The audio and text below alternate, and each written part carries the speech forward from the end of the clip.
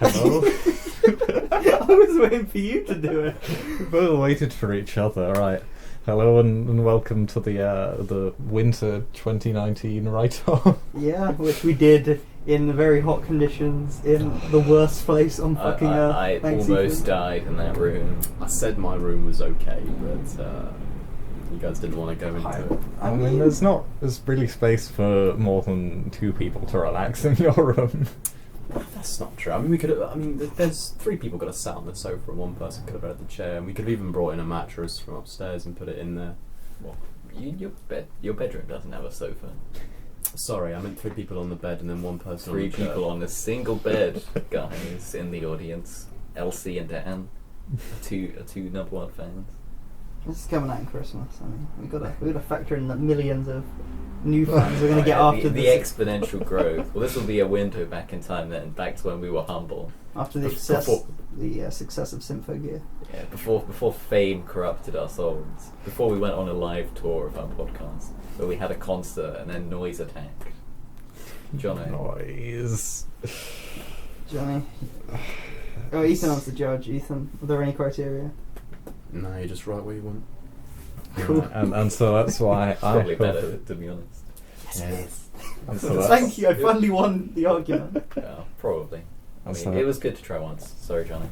oh, just to say, well, that's why I've written the masterpiece. You know, the Is that your going title? yeah, The it's masterpiece. right. So I'll read you the blurb.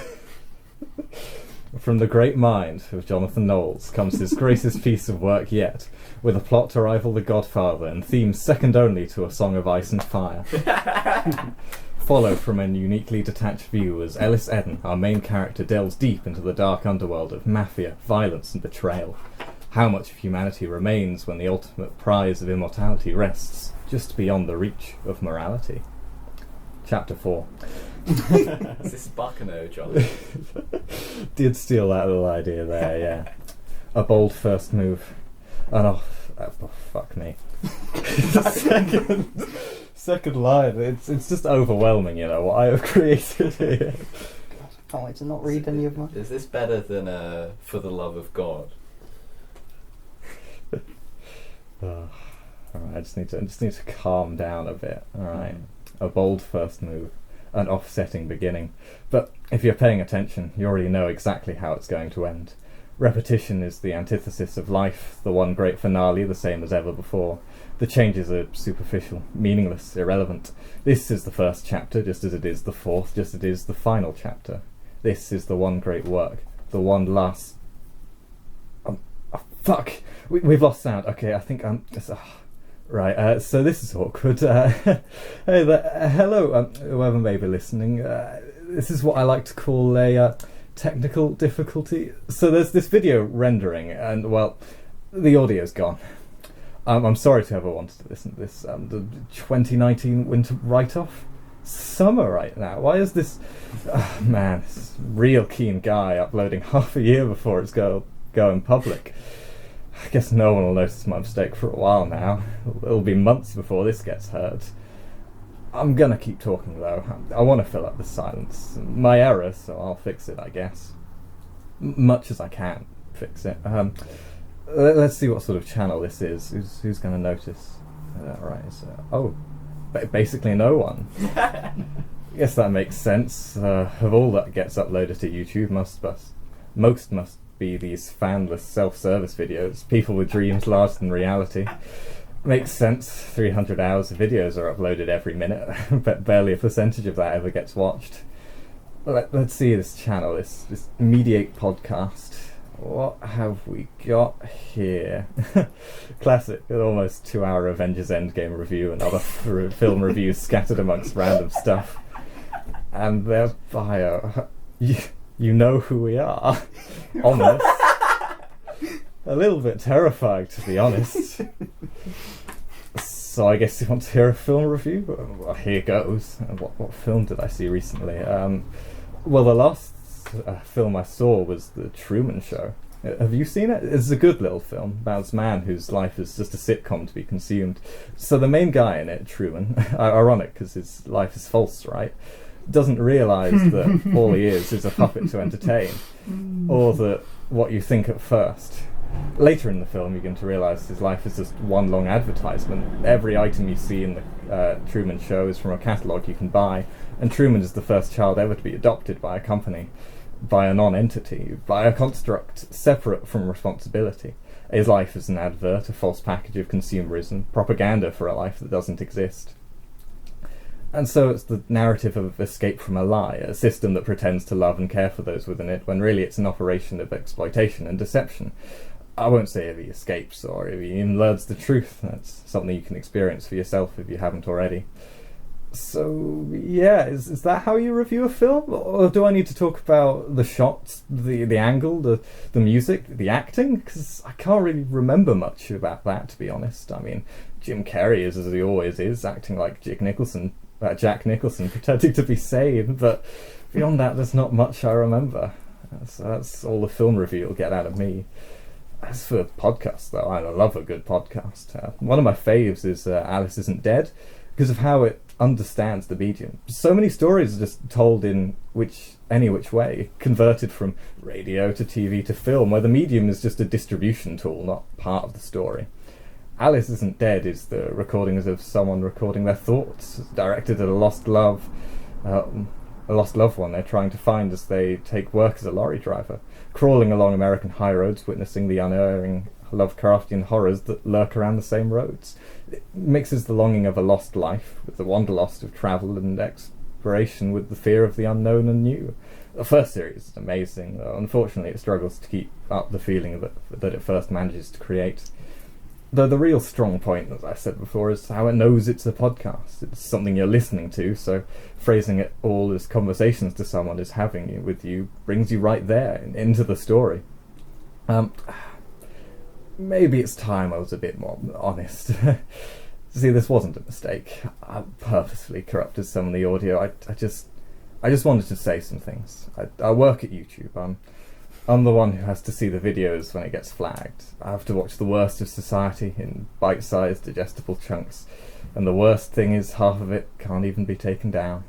It's all about getting clicks, drawing people in, making them fall down the rabbit hole. It doesn't matter if it's one of hatred or love. Something that feeds anger and insights. It's all discussion. It's all up for grabs. Victims are advertisements and abusers are content. It's corporation, a loose net of people, an algorithm devoid of responsibility.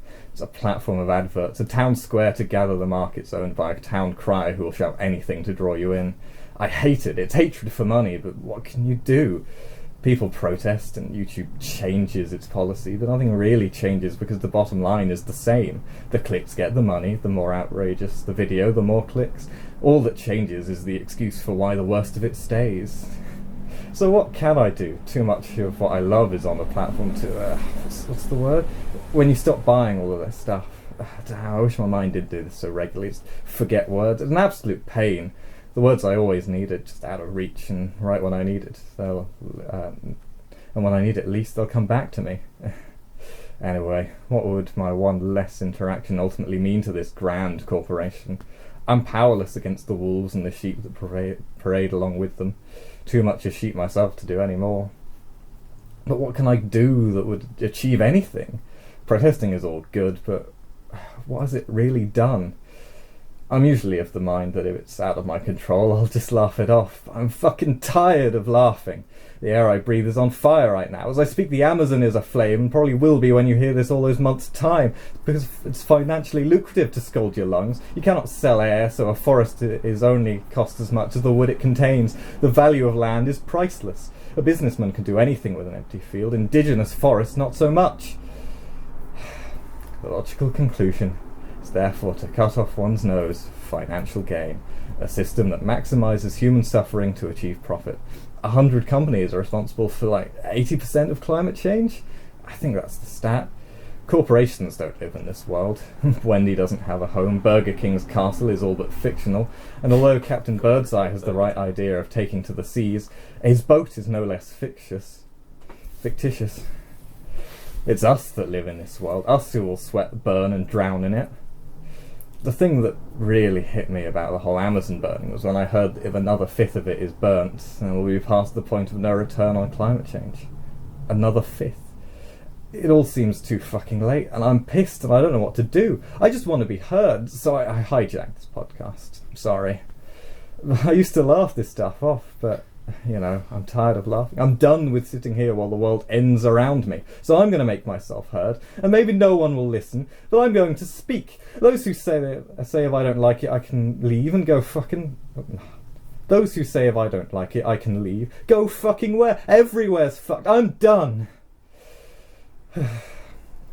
I wish I was articulate as a writer, able to concisely express my views behind stories, able to preach without preaching, scream behind a curtain spun of strands of tales and present it all in digestible chunks. The show Adventure Time does this well. At the end of each episode, I feel I've learnt a lesson, but I can't tell you what it is. It feels like I'm being taught something, but without ever being told. There are all these great shows I wish I could emulate, but I'm no great storyteller. I'm just some person, one regular person. A friend, a child, a relative, an average grain amongst a beach of sand. But I like to think I have an impact around me. I know, and those I know and spend time and support, I won't be great or famous. I'll just be important to a few of them, and that's enough. I don't need the world to know me. Hell, I don't even know me. I just want to be a person in other people's eyes. I want to be heard. How... This might be a bit out there, but when do you really know a person? Like, how do you know a person? What do you have to know about someone before you know them? I've filled in hundreds of documents telling institutions and government my name, age, gender, nationality, ethnicity, sexuality, income, expenses, all the things you can tell a person without saying who you are. So I won't tell you any of those things. I don't think it will help you. Who can tell a story? This is the problem I have. I have such a fear of telling a story about anyone that isn't me. It's not my life. Do I really, truly understand that issue enough to fantasize around it? I even have this with my own life. I'm not the great average of my experiences. I can't speak for everyone who has felt the same way I have or been through similar things to me. I almost feel I don't own my... I don't usually like bringing this up, but I feel it can be a down on everyone, but I think it's worse to skirt around it. There's times I feel I don't even own my own depression. Like, because so many people struggle with it, I feel it's almost a shared struggle. I feel as someone who also once suffered that it's the shared burden to educate others and gain acceptance. My own experiences, therefore, have to help others with the same. And then I feel bad. I'm exaggerating my own issue when there's others who suffer so much more than I have. It's my own life, my story, but I don't have the rights to it. I feel that sometimes. I think it's one of the most interesting topics I could delve into I ever did write something. But I don't really want to. It's my past, an old wound, and may one day reopen, but for now I'm happy it's gone. Oh, so very happy. Well, it recently dawned on me how, had things gone differently, I might not be here to complain about the air. I might not be breathing this air, and maybe that's why I'm so mad about it. I feel I've survived to be here, living, and have finally reached a good place internally. Just as I fix myself, I notice the world is breaking. I want to read this story I tried to write once, a few years ago now. I've got it here, so I'll just read it out, okay? I hope it brightened the mood up from this. Right, so here we go. The lights flickered and died. A gentle scramble, hands and feet guided itself, one touch at a time, over to a simple table overrun by darkness. Nails clattered against the metal top, scratching and scraping before the soft sound of wax, then cardboard. A swish, then a flick, and flames withered into the abyss. The match glided to the candle before the weak flame took hold, finally becoming light, holding the void just at bay, highlighting the wrinkles of a man just now visible, becoming lost in the great mane beneath his nose. Looks like it's candles from now on. A gruff voice pierced the empty space, eliciting no reply. The voice softened. No need to worry. The electricity has long been a fickle beast. It will be back before the day is gone. With a gentle glide, the candle gives life to 3 children, young faces haunted by an age usually reserved for those more mature. An empty canvas of smooth skin, all but obscured by the etchings of fear, plastered by dirt, and only the flame of the candle was alive in their eyes. It's all right. Everything's going to be fine. Don't worry. A solitary tear pulled itself at the bottom of his eye, but was swiftly whisked away. Here, I'll tell you a story. You'll like this one. It has a good end. I've made sure of that. The man cleared his throat. Let me take you back to a time of magic, heroes, and that's as far as I've ever got. Not far, I know, but I'm terrible at completing tasks or ideas. I just had this idea of, at the end of the world, this person comforting some children with a story they can control, all as the world crumbles around them. So to me, the man never needed to tell a story. I know what the story is without him ever having to say it. It's a story he wants to tell. Maybe it's one the children will have an idea, interrupt and change some of the direction of the story. Maybe some great hero will feed a starving village, all whilst the narrator's stomach rumbles. The end of the world is diverted in story, all whilst the sun above them is obscured by fallout clouds. The story never mattered, it's the framing that gives it tragedy. And so, as I sit here at YouTube headquarters, tearing down the walls of videos that held me away, protesting the system that feeds me, I understand the tragedy of who I am, telling my story as everything falls apart. I think it's interesting how authors use their stories. In An Inspector Calls, Priestley famously uses the inspector as a mouthpiece to shut down all arguments and vilify those he disagrees with. Rightfully so, I'd say. But it's interesting to see how he controls the other characters, because that's the thing. You see his views and how he shapes all the characters, not just the one he uses as a thin veil to shout his opinions. Half the characters admit wrongdoing and the rest stay true to themselves, but then something really great happens. The phone rings at the end, and even those who brushed off the inspector's words can no longer ignore that this is a story written by Priestley. Priestley controls this universe, and they are gonna get got. Priestley doesn't have this power in the real world, but in his play, he controls the end. Would you do me a favour? Skip to the end of this. Of me talking. I don't know how long that will be, but could you just do it? It's an odd request, but I understand I'll be a video at this point. As far as you listening are concerned, you could just skip to the end. Just hear the last of what I have to say. You are the master of my time, so I want you to skip the rest. Please, just leave. Leave it so there's a part of me unknown, a part of me that you know is there and will live on once it's all done. Everyone I know well enough to miss I can imagine so well in my own mind. I know the jokes they'll make, the things they'll love, the things they'll hate. In my head I could even go one further, have them say the things I want to hear, have them be with me where they could never be. So why is it so hard to be apart from people who are still alive in my mind? Everything I can miss about a person is everything I can imagine. So I think it must come down to what I can't imagine. I miss what I can't comprehend of a person. So I want you to allow me to leave you a mystery, because this is all you'll know of me, the man from YouTube. Don't get me wrong, I know you won't miss me when I'm gone, and a one-way monologue is hardly the way to make friends, but all I am are the memories people have of me, and I want your memory to have a section where I could do anything, where I live on. So please, skip the next 10 minutes or so. Have you gone? Well, nothing I can do if you haven't. I just wanted you to miss... Well, you'll see. I just wanted to be alive in your head. I should probably hide something worthwhile here, something tantalising or exciting, but all I can be is more of the same, I'm afraid. I'm me. I always wonder how much I should change myself. Many see me as tall and thin, so I would lose part of myself if I try and bulk up. How much of me is my haircut? This is fickle, but a more physical and easy to understand version of the parts of me that are more metaphorical, I guess. Like, should I be kinder? Am I too kind?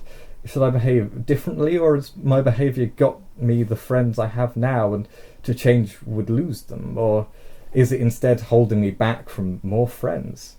Can I even trust my own opinion of myself? I'd be easy as hell to gaslight. I've already done half the work myself. I should be more confident in myself. Just go for it, you know? That's what I decided recently. That's all I can control. Myself. Priestley had power over the end to his universe. I do not. And that's why I wanted you to skip, because I can't control what happens next. And I can't control when you stop listening, so here's your last chance to stop. This is the bit where I win. I've been heard. Upbeat music plays and credits roll, and we've done it. Woo, go us. The cinema is emptying. Don't be the fucker who stays for some shitty after-credit scene. So, go. Are you gone? Good. Because I'm going to die. That's how it ends. The recording stops and I'm gone. I'm no more. That's why I wanted to be heard. I'm not going to hide behind a screen for all this to be nothing. I've been where there's nothing. It almost broke me. I want to be heard.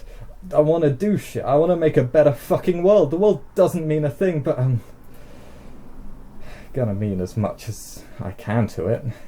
What kills me? Am I being metaphorical, or is this medical, or perhaps YouTube has some extreme punishments for disrupting the video rendering process? I'm not gonna say. That's what you write on a form. My demise isn't me.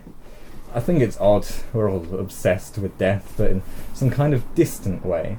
So many stories are punctuated by death, and yet to really think about death, the void, the final end, that's something we push to the back of our minds. We comprehend it without ever having to truly think about it.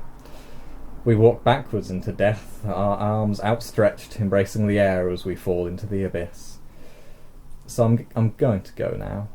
I'm done. This is all I had to say. You can go back to your podcast now. Goodbye.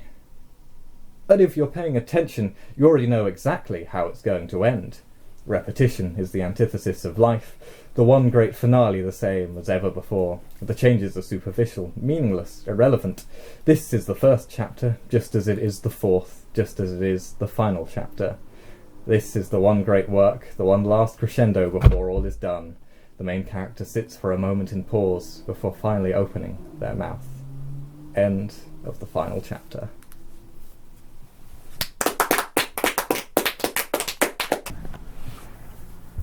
Tony Wilson is going to read a book called Voidwalker.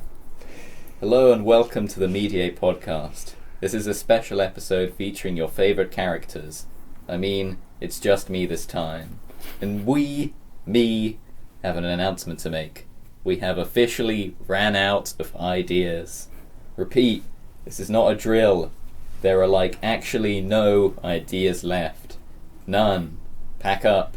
Go home. Live out your lives. Stop watching a 3-hour-long YouTube video. Stop recording a 3-hour-long YouTube video. It's done. It's over. Halo. It's finished. Please vacate the premises. Go on. I'm waiting. There's nothing left here. I promise. Go. Well. You're still here. We should have all just left. Is there a secret ending if we leave? Is this like the You could speed run the book if you just leave. Is this like the Mr. Bound thing of just walking out of the assembly? You're meant to figure out that you got to leave as well. You know who left first? Yeah, It's you, but after I told you. Okay, I see. Why? Fine. I guess I can show you around. Title card, Voidwalker. Chapter 1. Where did all the ideas go? The first step to see what happened to all the ideas is to perform a census of all past, present, and future ideas, so we can analyse what happened to them. The sudden judgment day of ideas was swift and silent. All were deemed unworthy. Young, old, good, bad, ugly, these ideas all perished equally. It was dispassionate, fair to rich and poor alike. How could we let this happen? We're smarter than this. It's simple calculus, really. The first book we ever wrote contained the sum total of all our ideas. A rookie mistake. This universe is finite. Its ideas finite. The second book was the ideas that were about the other ideas. A meta-analysis and self-criticism of the first book, taking the idea of ideas and twisting and warping them into a monstrous version of their former selves. In and of itself, it was a monument to its own sins.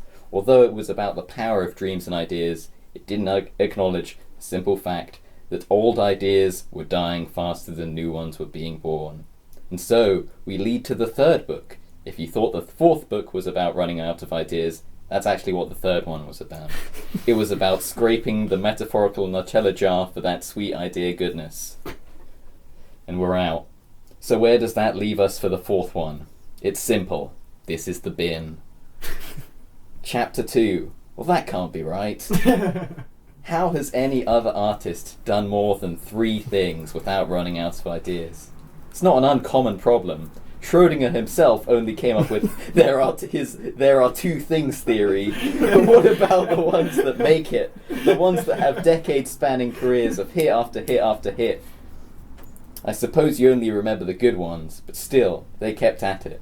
This trilogy, which has been rebooted into a quadrilogy, wasn't about honing a craft over decades and tens of thousands of hours of practice. It was about coming up with an even more meta-gimmick than the last one, reaching new levels of meta-metology, breaking through the barriers of reality like they were a fourth wall and I'm Deadpool saying, "Look at my balls," or "Donde está la biblioteca?" Now it's over. Chapter 3. Still no ideas.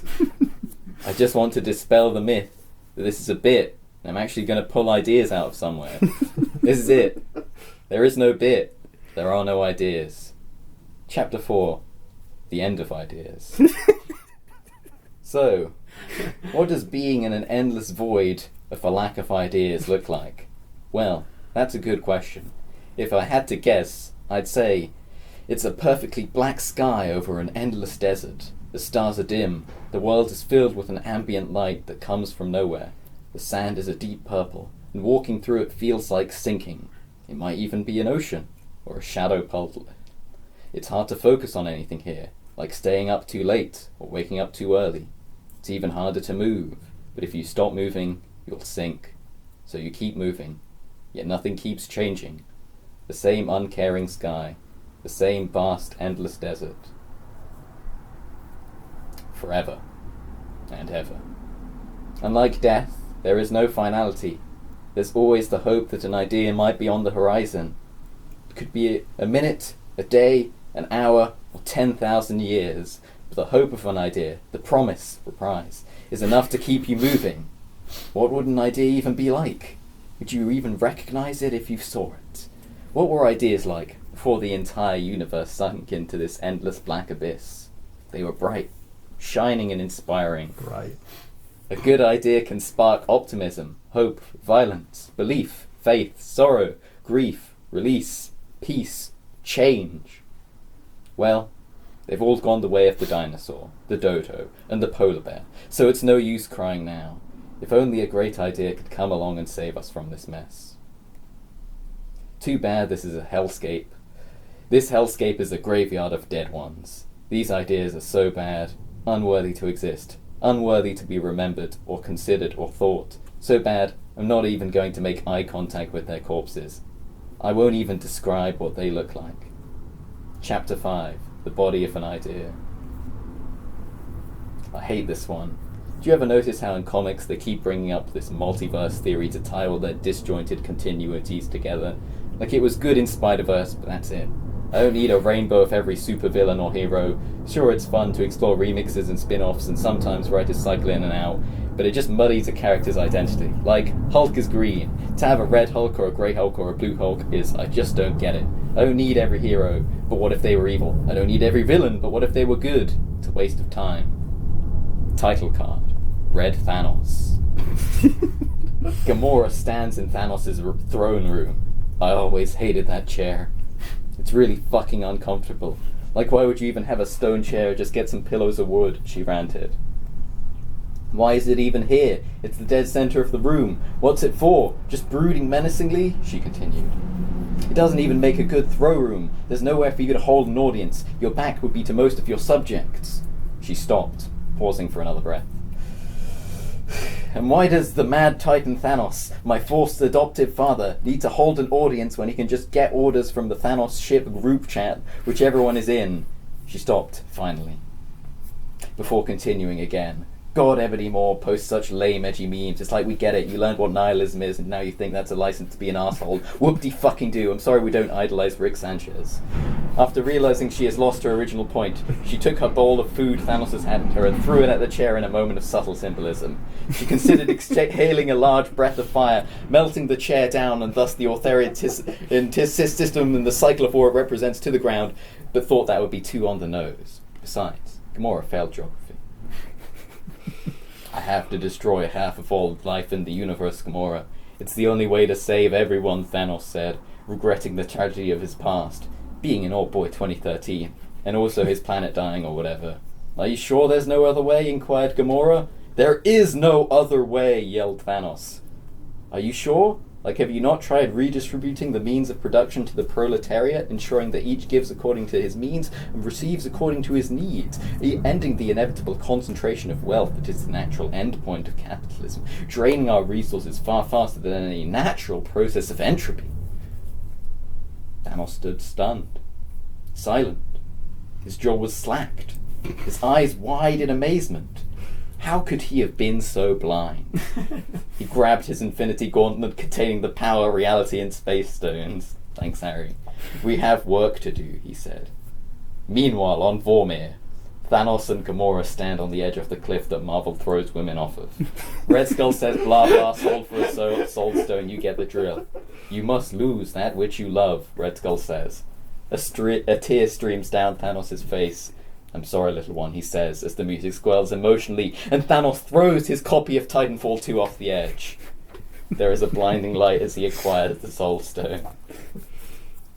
Meanwhile, on the donut spaceship, Spider-Man is fighting Ebony Moore, and he says, hey, did you ever see that hit new film, Avengers Infinity War? Not a pop cultural reference from you for the rest of the film, says Iron Man. Wait, says Ebony Moore. I have a message from the group chat. It says I have to bring you to Back to Earth? ?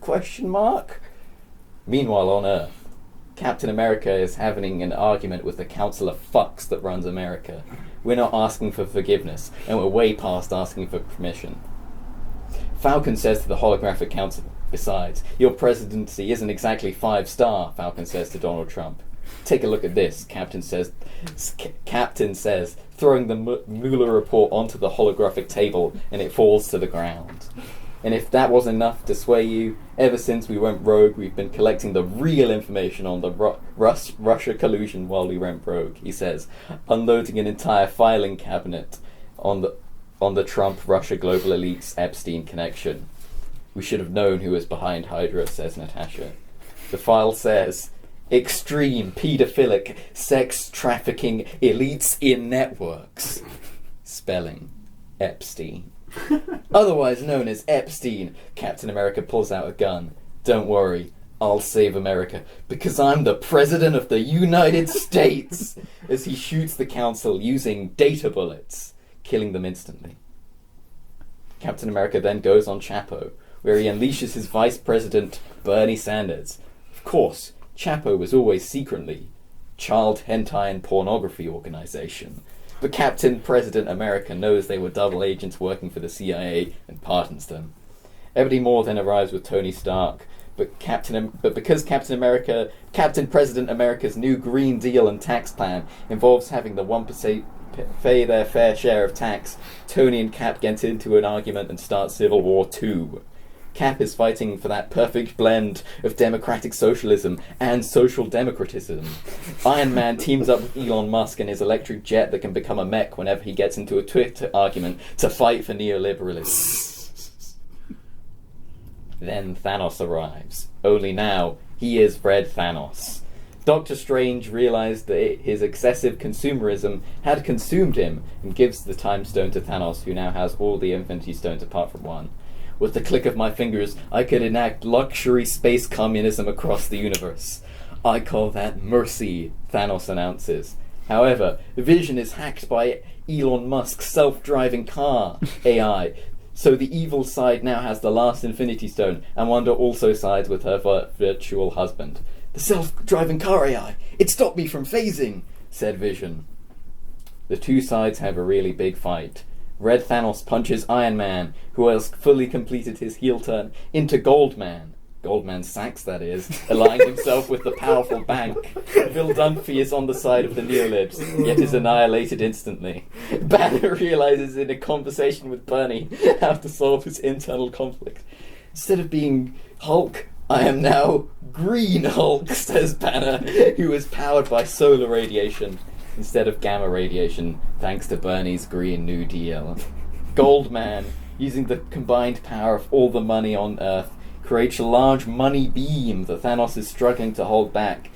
The combined force of them and Wanda and Vision. The Lolita helicarrier in the sky, owned by the remnants of the Epstein organization, is raining fire down on both sides.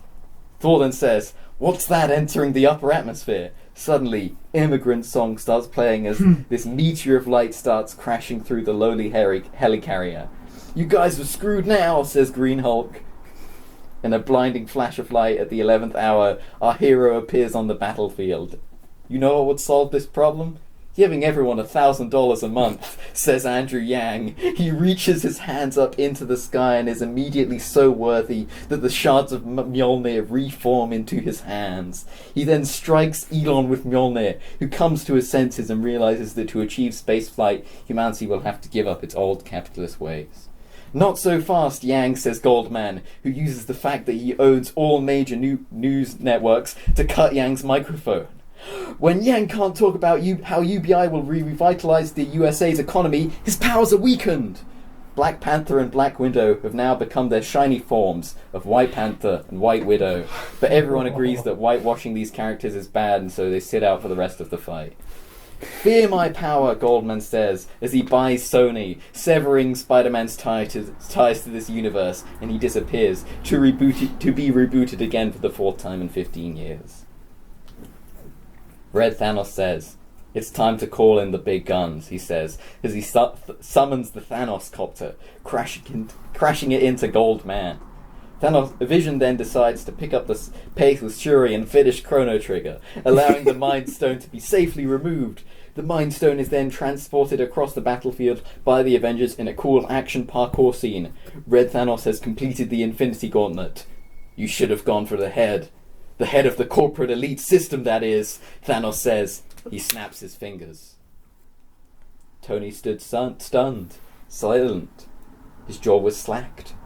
How could he have been so blind? As the wealth around him crumbled, he finally realized that by turning Stark Enterprises into a workers' co-op, he could stop inadvertently creating his own villains for him and Spider-Man to fight. The private ownership of the means of the production had been banned across the universe. The working class had successfully unionized. The sun was shining, and Red Thanos smiled over a grateful universe. Chapter 6, A Bright Sky. I'm thinking maybe I'm back. Chapter 7, Finally, After All This Time. Intermission. I wonder if Thanos...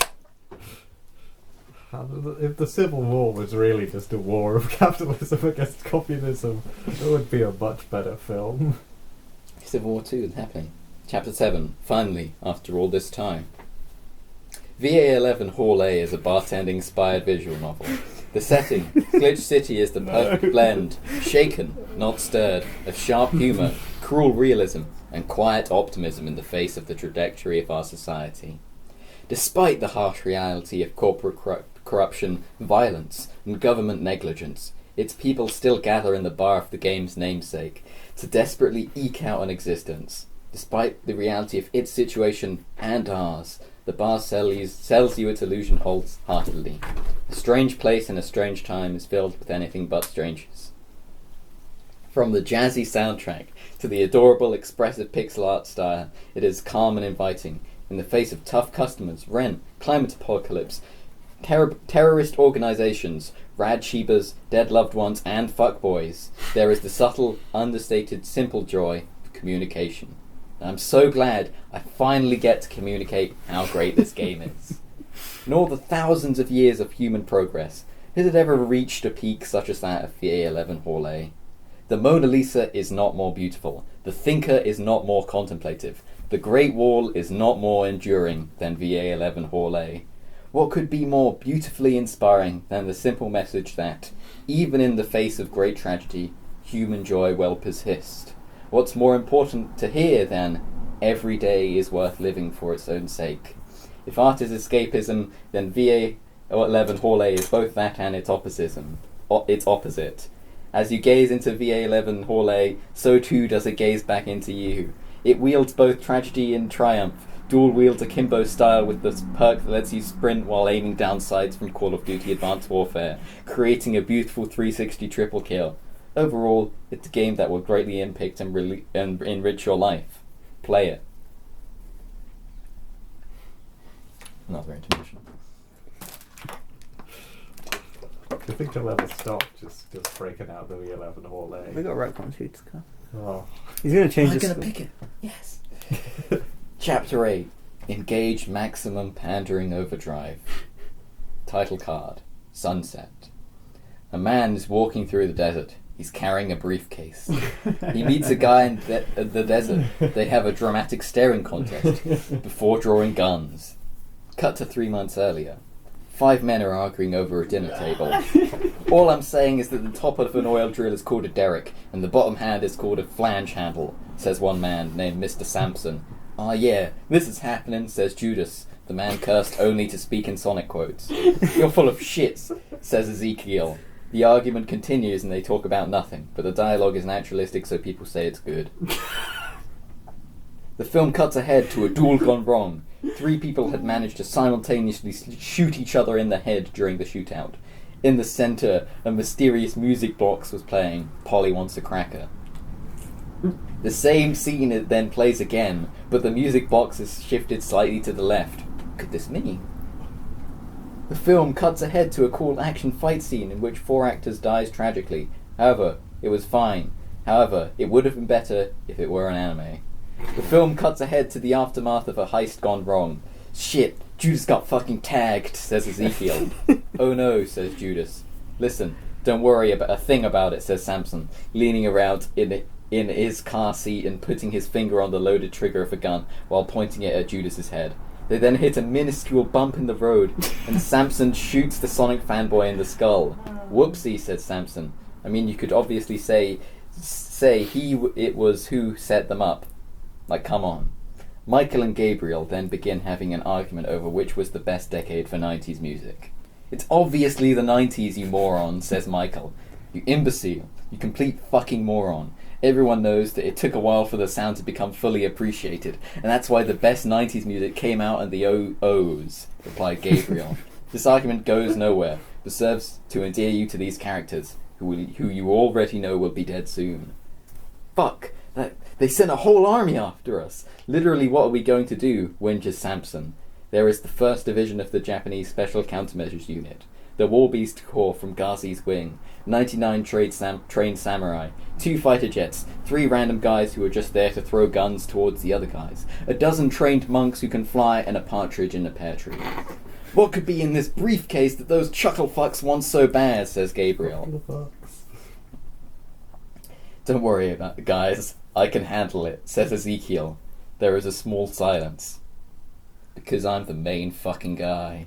Ezekiel whips his poncho around, revealing his 6-shooter.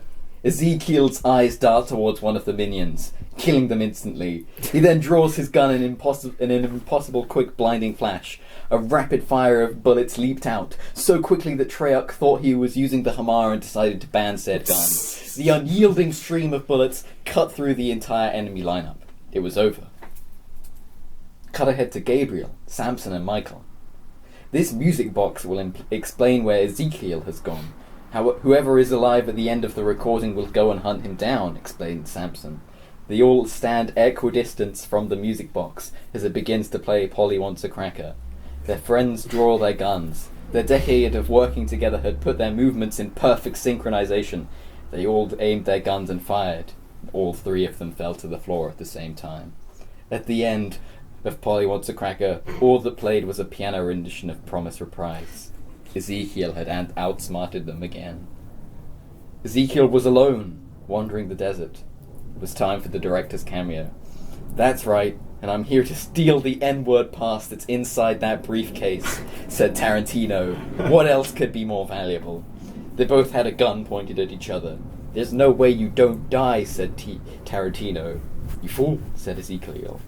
There are 2 bullets, he said, simultaneously firing a bullet at Tarantino's gun and his head. Fortunately, headshots were only a temporary setback and Tarantino lived. Long enough for Ezekiel to kneel down beside him and open the briefcase. Inside was a script that was so amazing that Tarantino said, I want to co-direct this. He said, staring at a copy of the full saga of Ease of Transition. You can have it, said Ezekiel, passing it to him. But why, said Tarantino.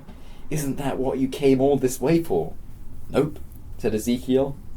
The easiest way to hide something is to put it in plain sight. Ezekiel emptied the infinity briefcase, took out a pen, and inscribed, Property of the Jacked Lawyers. Then he walked off into the sunset. The end.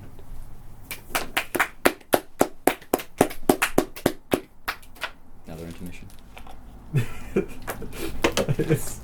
Case over. Bye.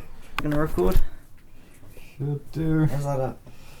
Yeah, I mean, some of us will be a bit quiet, but it's good enough at like picking up the whole room. Yeah, I could bring. We don't need Ethan. It's contribution to us. Ah, there are no Ethan pages. No, he's got to write how fucking good it is in that little book. Right. AQA English Language and Literature Anthology of Fiction and Non-Fiction, Modern and Historic, Academic and Non-Academic Written and Spoken Poetry and Prose by AQA 2019. Read by Harry Cottle. This document is a collection of texts in the English language selected by AQA. The context and importance of each of these texts varies. Some are significant to our understanding of the English language, and others are from a more modern and informal context. In your exam at the end of the year, you will be provided with 3 of these texts in their entirety, and a question about each, and you must answer one of these 3 questions. Each text will be a page maximum. They will be provided in no particular order, but if you notice the quality of the text and ideas presented in each gradually reduce over time, then it must be a coincidence, as this was not intentional. The font will be size 12, and each text does not need to reach the full length of a page. Each page will start with a title, date, and author of the individual piece. Before each piece, some historic context will be provided. We recommend that your teacher assigns a text to be read aloud by the member of the class before each text, and therefore making it less boring to read out and more funny TBH. This anthology is part of the AQA A-Level English Language and Literature curriculum. Each text was chosen by the AQA board. If you find any of the materials offensive or indecent, please email us at AQA English Language and Literature Anthology of not fiction and non-fiction, modern and historic, academic and non-academic, written and spoken poetry and prose at gmail.com. And yes, this anthology is a horrific waste of paper, but at the time of publication the Amazon rainforest is literally on fire, so what do you know? I love this premise. It gets very boring very quick. Jeffrey Epstein, The True Story, by John Shitnipples, 2019, read by Harry Cottle.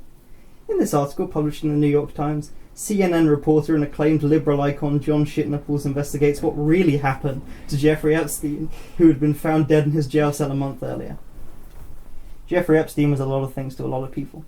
A father, a brother, a husband, a friend. We were all saddened by the horrific accusations levelled at Epstein, and even saddened by his suicide. Jeffrey Epstein was taken to us before he was given a chance to prove his innocence to the world in the free marketplace of ideas. Many online jumped to conclusions, of course. MAGA dumb shits called it a Clinton conspiracy. Bernie bros were sexist by claiming that Hillary Clinton had personally strangled Epstein. And of course, Russian bots were involved. Somehow. Let me get one thing straight. Jeffrey Epstein killed himself and was a good man who did nothing wrong. Sure, he had an edgy sense of humour and an unhealthy obsession with the hits TV show Eromanga Sensei. But did he personally fuck some kids? I highly doubt it. When I was flying on the Lolita Express with him just 2 years ago, he told me about his mental health issues and how he was stressed out about how much money he had and if the 300 child-side beds he'd ordered would arrive on his personal island on time. With such a great man convicted of such a horrific ordeal and with Twitter trolls harassing him through his prison cell with no internet access, of course he would kill himself. All their linking with the Clinton family and the recent stories that Hillary Clinton's fingerprints were found on Epstein's neck before his body tragically caught fire in a freak gas leak at the morgue were a complete fabrication. But my thoughts and prayers go out to the family of the poor journalist who wrote that fabricated story. Fall out of your apartment window the day after publishing the biggest story of your life. What a tragedy. The real story here is Donald Trump's army of MAGA Russian bots who use the dark web to spread fake news about Epstein and attack my godmother who got me this job, Hillary Clinton, and my surrogate father Bill. But in spite of these bad faith actors, the objective reporting of the US liberal media will survive. Democracy dies in darkness. What else are you going to do? Watch Fox? There we go. Ugh. Oh, is that it? Yeah. Well, it's page 1. Extract from the Symphogear live-action movie by McG, 2017, read by Tony Wilson. This extract is from a pivotal scene in the 14-time Academy Award-winning adaptation of the beloved anime series. Fuck, they found people talented enough. No way. Try. Oh, it's upside down. that's Kanye West. the art. Fuck, it's just going insane. Oh, sorry. Alright, Yeah, alright, just get it. Alright, Just put it alright. sideways, maybe. Kanye West.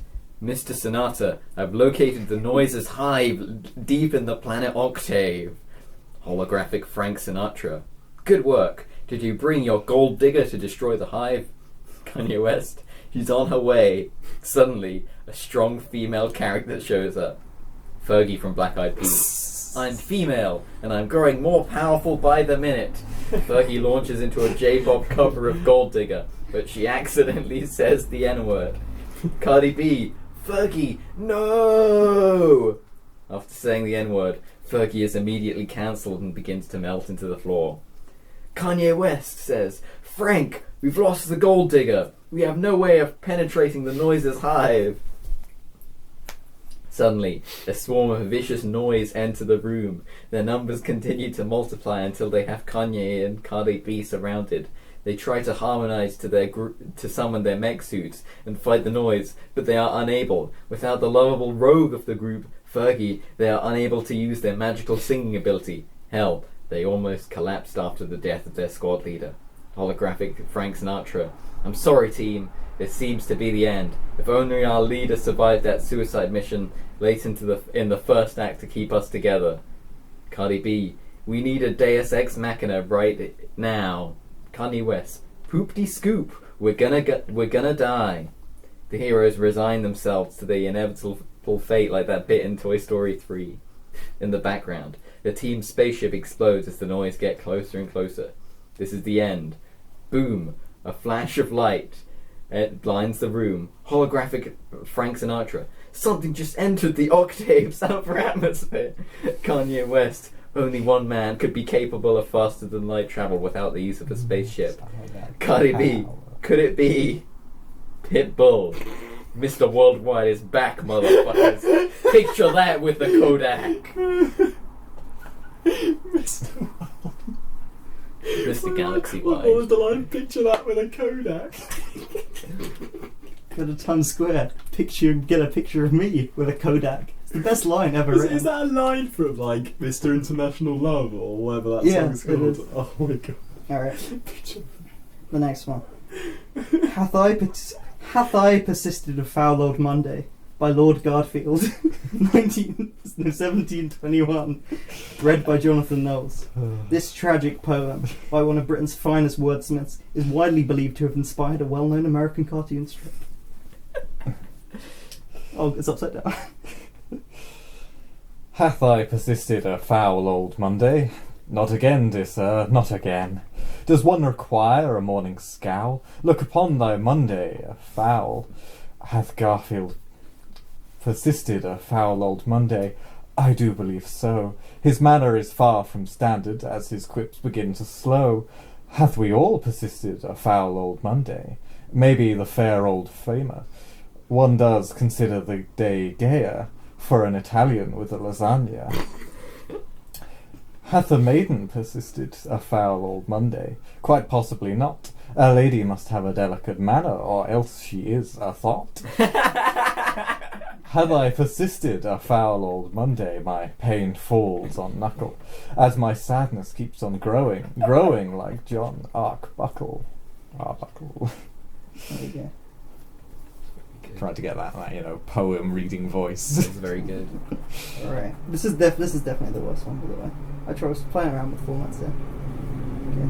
Writer's note on Batman issue 458 by Steve Carmack, 1957. Read by Harry Cottle. This is just a single page of the many notes that Steve Carmack left for artist Frank Heller when he's working on the final Batman issue of 1957. The format is one unique to comic writers. Page 6, top left panel. Batman stands above the thug in the background of the image. The thug is wearing a green shirt and carrying a small club. His gaze is at the reader. Batman could be seen on top of an unidentified object, obscured by the body of the thug. His grey batsuit and dark cloak fill the background of the panel. The thug is literally consumed by the Dark Knight, without even knowing it. Top right panel. The background is completely green, almost as if the entire panel is filled with the face of the thug. His shoulders should be the lowest part we see of his body. He has begun to turn around, and his expression is shocked. Now that we have a better view of him, we can see this thug was wearing clown makeup. This should be clearer that it is makeup, with the patches of white skin being seen through the even paler makeup, so readers are not confused with the iconic character, the Joker. Middle panel, 2 across. Bam. Bottom left panel. The thug cowers in the bottom left-hand corner. Above him is Batman's tech box. The right side of the panel should be filled by the towering menace of the Dark Knight. Where's the Joker? Is the text coming out of Batman's mouth. His expression should be stoic with a hint of despair, as he is desperate to stop the toxic bombs left by Joker around the city. Bottom right panel. A close-up on Batman's face. This should be towards the bottom right of the panel, so the reader's eye is drawn to the text block in the top left, which reads, "You're too late, Batman. The Joker's already in Metropolis by now." Batman's face is one of shock. He knows that the Joker has reached a safe distance. It's only a matter of time before the bomb is detonated. He must move quickly. Author's note. Sorry for the quick notes today, Frank. We're really trying to get this one out before the new year, and I've been really busy coming up with ideas for next year's run. I hope you have a Merry Christmas. From Steve. Okay. An extract from TED Talk... Okay, this is the next one. An extract from TED Talks presents The Impact of the New Internet on Western Democracy by Anne Silver, 2007. Read by Tony Wilson. This talk by science fiction novelist Anne Silver wasn't particularly reported at the time, but since being uploaded to the TED Archives YouTube channel in 2014, has received over 5 million views. The difference between the world we'll inhabit in 20 years' time will be bigger than the world we lived in 100 years ago. Of course, we've made innovations and improvements in those 100 years, don't get me wrong, but the growing impact of new technologies and easily accessible internet access from billions across the world represents uncharted territory for humanity in our experience. The future of the Western world.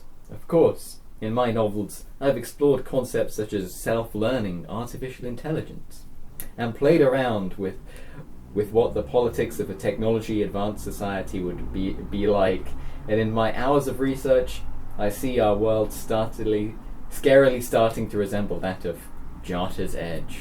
Laughter from the audience. That's just like Justice. Funny because it's true. I'm glad some of you have heard of me. The unprecedented success of websites such as MySpace and the unexpected success of the smartphone is something that 20 years ago would have been the work of science fiction. Boring science fiction, but still. Yet, with the ability to communicate without the need of a fifth estate of scrutiny from a general public, information is able to be gathered and spread by bad actors. Of course, freedom and privacy are important, crucial even for a functioning Western democracy. But your messages on MySpace aren't private. Not really. If you were aware just how public your behavior online is, you'd probably start to change that behavior. I worry that this level of ignorance by the masses on just how available a lot of sensitive messages and personal data is dangerous. It could be used to influence behavior by companies in order to sell you things. or to blackmail you. Or most worryingly, as is the case in Jotta's Edge, allow governments to tailor messages and send them to different people, and therefore subvert the truth.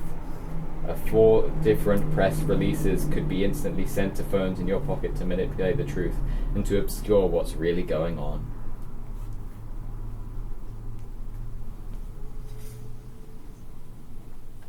A short story about Clint Eastwood by Unknown, 1974, read by Jonathan Ells.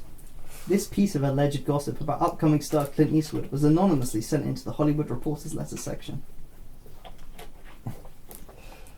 I'm a housewife living in rural Alabama, and last week my husband went out to hunt with some of his friends on a long weekend. After it reached Monday evening and they had still not returned home, I decided to contact the police. They got back to me a few days later after letting me know that my husband was safe and alive in a local hospital. They told me he'd been shot.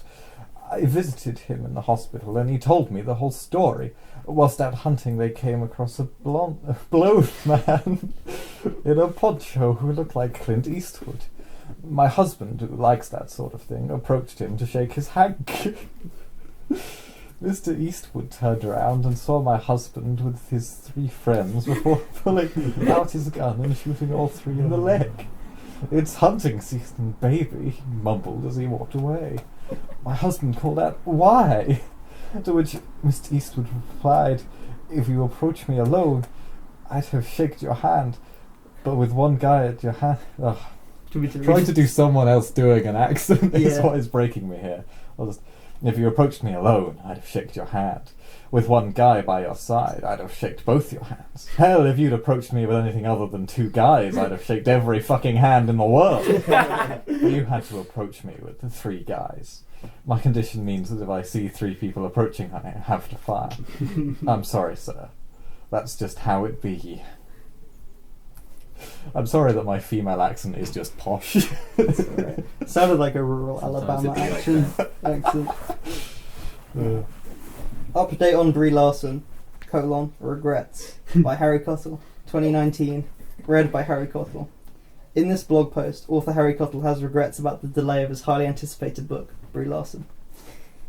To all of you reading this, hello, I'm sorry to announce that Brie Larson, my first full-length novel, has been delayed. I know some of you won't know what the hell I'm talking about, so I'll try and explain. Brie Larson is a novel which follows a grieving woman who recounts her memories of her deceased husband. The book is largely without structure, with each new chapter being set at random moments of their relationship. I've been writing Brie Larson in my head for at least a year now. I've had many sleepless nights thinking about certain scenes and moments which convey some truth about life, relationships, and my own human experience. When it comes to putting these ideas on the page, I struggle. Of course, when I'm struggling to sleep, my thoughts seem like these profound insights, but when it comes to putting words on the page, I realise just how small I am. Every thought I've ever had has been had by someone else. Every word I write has been used to convey ideas I can't even begin to understand. The only way I know for sure if my feelings and worries are shared by The only way I can know for sure if my worries and feelings are shared by more than just myself is to put them out there and publish Brie Larson. But I can't. I wish I had the strength to be vulnerable, to take my privileged position seriously and create something meaningful, but my fear of failure is far greater than my confidence in success. I don't know if it doesn't matter if it's successful, really. If no one reads it or connects with it, I can't seem to find the will to release something that doesn't really exist except for the perfect version I've written in my head. I will one day finish writing and publish Brie Larson. One day. For now, enjoy my new title, Reflections, in which I get slightly vulnerable, but have to undercut it with comedy because I'm a fucking child who can't take anything seriously or has the ability to emotionally connect with more than one person at a time. Alright, this is the next one. Like a prequel. The Resting Log, by Svengata Svengunsa, 1966, read by Harry Cottle. This classic Swedish poem was rewritten for the English language in 1966. Inspired by Swedish folklore and the work of Ingmar Bergman, Svengata's poem speaks about the universal fear of death and the immovable power of nature. A tree blossoms, a child laughs, the wind, the rain, pours down upon a wrinkled face. Okay, this is just gone upside down. Bear with me. You're not a tech guy, Harry. No. I love that bit in the poem where it just complains about tech problems. I'll do it again. A tree blossoms, a child laughs, the wind, the rain, pours down upon a wrinkled face. The old man sits upon the resting log and waits. The tree's leaves begin to turn brown, the child begins to cry. The tears dried by the sun, as old eyes look on. The old man sits upon the resting log, watching his grandson cry. The leaves fall from the tree. The man stands with the child, looking down upon the grave, as they both wait to meet their beloved by the resting log. Opening to Now I Am Become Death, the Destroyer of Worlds by Andrew Lloyd Webber, adapted from the life of J. Robert Oppenheimer, 1999. Song by Jonathan Knowles. Andrew Lloyd Webber's passion project, a musical about famed theoretical physicist who led the Manhattan Project, J. Robert Oppenheimer, was a huge flop when it debuted. It is now a cult hit due to its mixture of campness and realistic moral discussion of America's use of the atomic bomb. J. Robert Oppenheimer. My name is Julius Robert Oppenheimer. No one else you gonna find her. My legacy is like no other, untouchable. My lyrical poetic thrills unmatchable. They call me the found father of the atomic bomb. I never did anything I found so wrong. J. Robert Oppenheimer. Now I am become death, destroyer of worlds. I see Nagasaki below. Watch my rhythmic flow. I'm the MC when you hear again. Hiroshima smoke makes me burn. My theoretical physics, there are 100,000 dead. Look down on the head, oh God, they're red. J. Robert Oppenheimer. There you go. There we go. Harry wins the award, you go to Jonno anyway. One of my ideas was to write that as a full thing, but just composing the music would take too long. Was that how you imagined it being performed? Yeah, that was better than I ever could have anticipated. An interview with President John F. Kennedy by Richard Head, 1963. Read by Ethan O'Brien. Do you want to read it? Yeah, go on. After the failed assassination attempt in Dallas, Top 60s reporter Dick Head sat down with the new look president. Okay, here comes my awful JFK impression. Dick Head. When the bullet went off that day in Dallas, we all thought the president was dead, but no one saw what happened next coming. JFK stopped the bullet. They managed to get him safely home. I'm sitting down with the President Kennedy now. Mr. President. Hello, Dick. I'm happy to be here. Mr. President, when we saw you come to your car that day, we thought something was up.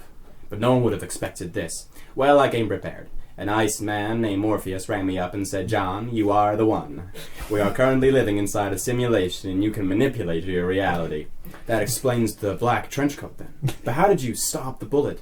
Well, Dick, the black leather gives me the ability to manipulate bullets and fly to rage against the machine. I can manipulate the fabric of this reality. As I said, we do live inside a simulation. I bet Jackie is relieved. Well, she was, until I told her that agents attempting to control knowledge about the Matrix exist in my own secret service. So with the election coming up, what is your message to the American people? I want them to follow the white rabbit, take the red pill, and gun control. Lots of gun control. Thank you, Mr. President. It's been an honor. That's very good. I'm glad JFK's still alive and his head didn't just do that.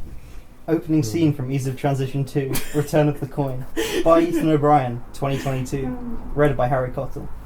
Legendary director Ethan O'Brien cashes in with this cheap sequel to his festival hit, Ease of Transition. EXT. Beat. Shoshana walks down the street, scratching her arm along the way. She trips over a pile of pregnancy tests. Beat. Elijah shows up in his car. Need a ride, daughter? Beat. Shoshana. No thanks. I'll use the tree to get home. She runs over to the apple tree and pulls off the carpet. She jumps in. Scene 2. Hell? Question mark, exclamation mark, comma, full stop. Get it. Hello, Shoshana. Show. Hello, Cameron. Cameron. How have you been, Show? Shoshana. I've been good. Have you seen my coin? The legs. No, but I've heard they have it in the town hall. Scene 3. Beat. The town hall is full of NPCs having a debate about gun control for some reason. Shoshana walks around the room, spamming A until she has the coin, like in Silent Hill 2. She then goes to the clock and unlocks the second part of the apartment building. Scene 4. Courtroom. Jack lawyers. The fat fucking lady's singing. Suddenly, a metaphorical diner appears. Joe, I'm being robbed. Only joking. You all know how I got this bindi spot? Beat. I feel I should have put something about user transition in mine. Right. The next Should one put is... something about the Czech lawyers. The next one is a joke, otherwise known as the greatest joke ever told, by Jerry Seinfeld, 1989, read by Tony Wilson. And this is the introduction. Jerry Seinfeld is rightly considered one of the greatest comedians of all time. So great that an AQA English anthology has a joke of his in it. Remember that framing device, lol? So Seinfeld's hit sitcom, titled B-Movie the Show, at one point made him perhaps the second most famous man in America after O.J. Simpson. But you must remember that before B-Movie the Show, Jerry Seinfeld was a stand-up comic. Many consider him to be the best who's ever done it. This is his most famous and well-regarded joke, which changed the face of comedy for good.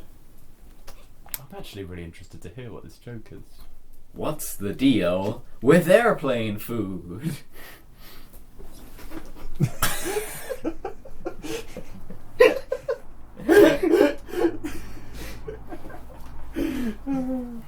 A good James Bond film, written by a woman, 2019, read by Jonathan Knowles. Oh yeah, I should have said a woman. After the franchise begins to lack direction, audience members realise how few memorable entries the Bond series actually has. The producers had a radical new vision to revitalise the franchise. Let a woman write one of them. EXT, a sunny island on a formal British colony. Former. Is that? Yeah, this is going to have a lot of typos in it. Former British colony. I can't speak right now. Do you want me to do it? No, I can do this. It's just colony that's giving me a problem. I have colonial flashbacks. Bond gets out of their carbon-neutral Aston Martin and pays reparations to the former members of the colony. Bond, I apologise for the horrific acts of colonial terror imposed on you and your scarily recent relatives. I can assure you I'm here to help. Oh, then my name's Jane, by the way.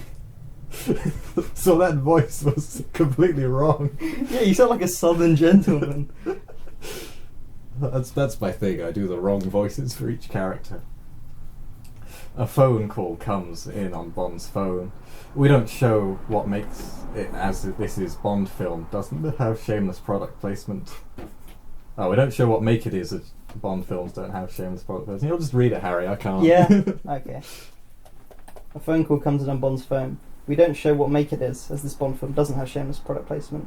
Good afternoon, 007. Today's mission is to take down James Rand, a billionaire CEO whose company is responsible for 13% of the world's carbon emissions.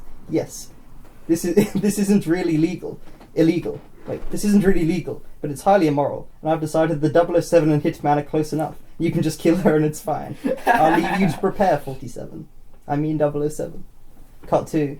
Bond jumps out of the aircraft and uses her wingsuit to land inside the office of Trancorp. Her wings don't have a Union Jack on it, but instead fly the trans flag. Bond lands on top of Trant's office. She pulls out a laser gun and drills a hole in the ceiling. The Bond theme starts playing. Trant, what the fuck? Bond, I'm here to take you out, Trant, she can't do that. Shoot her, or something. Bond, I can and will, because the name's Jane motherfucking Bond, and I'm shutting this company down and implementing a Green New Deal so the working class backbone of your company are able to get new jobs. Jonno, was the only one that did mention the Green New Deal. It sounded like it should have. Talking about the Amazon. Of course, we'll give the workers a fair share of the profits. Your company and the rest will donate the efforts to restore our rainforest and investing in a carbon-free world. I'm also a feminist, but not a Hillary Clinton feminist who would let you get away with burning the planet just because you're a woman. Now I gotta shoot the camera.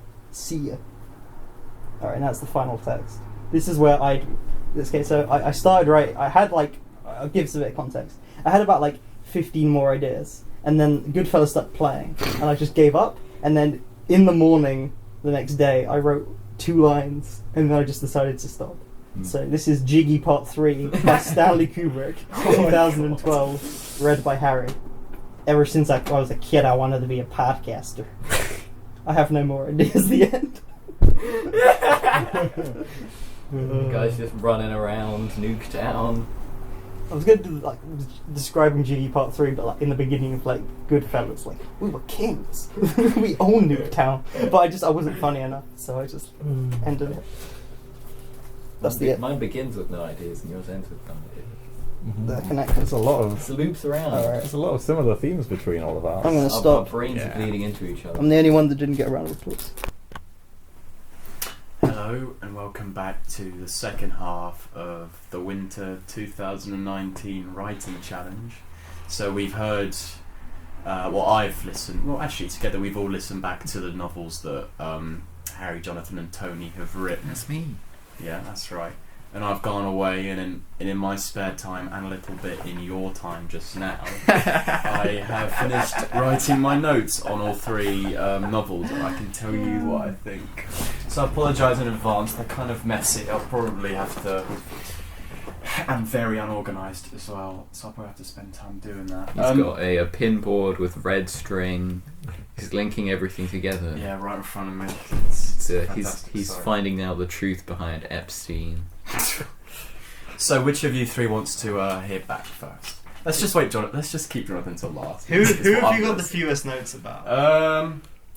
Probably you and Tony, I'd say. But like, out of me and Tony, who have Doesn't you got? narrow I down. don't know, it's about the same, really. We'll count the words. I've just got them. Yeah, we'll just I go in the mean- reverse order to what they were read out. I mean, Yeah. yeah. Alright. What? I'll go first then. Okay, Harry wants to go first. I don't want to go first. It's It's fine. just- Been a elected. compromise. He goes, Yeah. I have decided Harry goes first.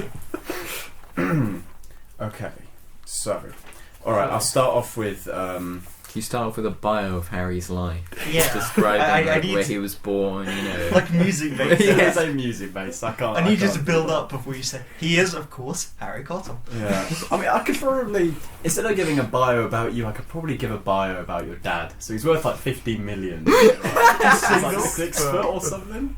Yeah. Okay, so straight off the bat, I love the title. I think the framing device is really good. The idea of it yeah, I think the idea of it starting off with an AQA thing and then having a series quite of funny. different extracts is really quite cool. Yeah, no, I really like it. It's a good style of introducing a Um, lot of sort of short stories in a way and Yeah. ideas. Yeah, I wrote that Yeah, joke it just for Ronnie, even though she wouldn't listen to this. It You does- don't know that. it- You could be hopeful. We had to read like an anthology, and it was like structured like that, and the things that we had to do in that anthology was so weird. Like we had to like look at like Twitter replies to like a random tweet. It was like the What things were the we had to. random tweets? It was literally Caitlin Moran tweeting about someone becoming the new judge of Strictly Come Dancing, and then it was the replies to that. It was like the things they put in these fucking anthologies of text analytes are so weird. I don't even think some of the things I included like would be out of place in there. So, well, I vaguely mentioned it to her, and she is interested to hear it, so Yeah. she might actually listen. Yeah, so I wrote it for someone who's not one of us. There we go.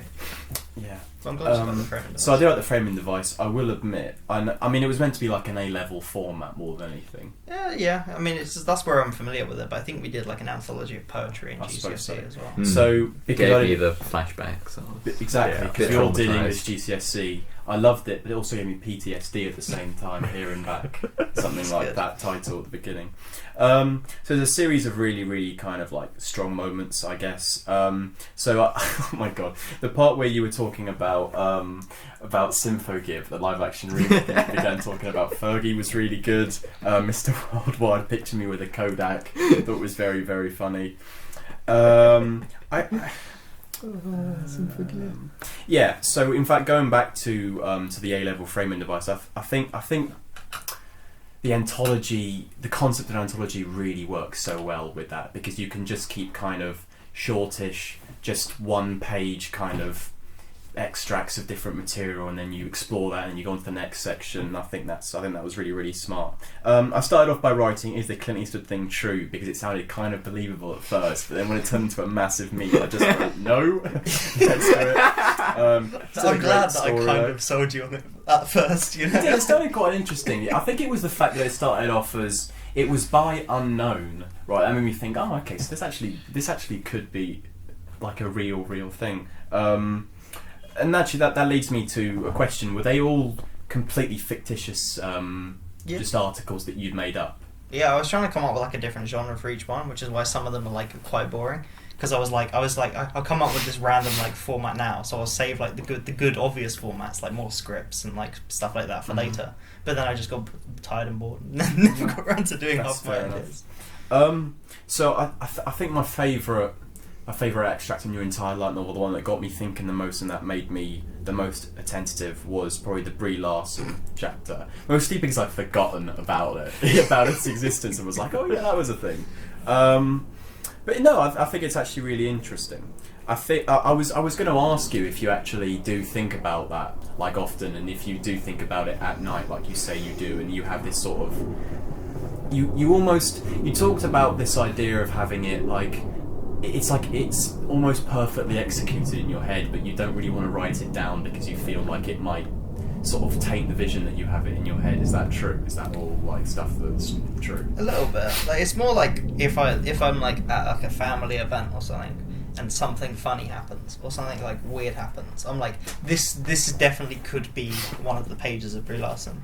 Just the moment I'm currently living now, I could frame it through this device of just memory. And then sometimes when I'm like struggling to sleep, like things like it would just come to me. But then like if I go and write it down, it just will be like okay, I had like 3 lines worth of good stuff and nothing else. Okay. So kind of. That's I wrote that through the lens of like being the fictional author Harry Cottle who exists in my work, who also wrote the previous light novels. I do think it's quite cool how you all have these. I feel like every other single one that you wrote is meant to be kind of mocking something and meant to be quite comedic, and then this is one of the few ones, if not the only extract in your entire light novel that's actually meant to be kind of serious and more meant to kind of get your thoughts out there. The TEDx one is kind of serious.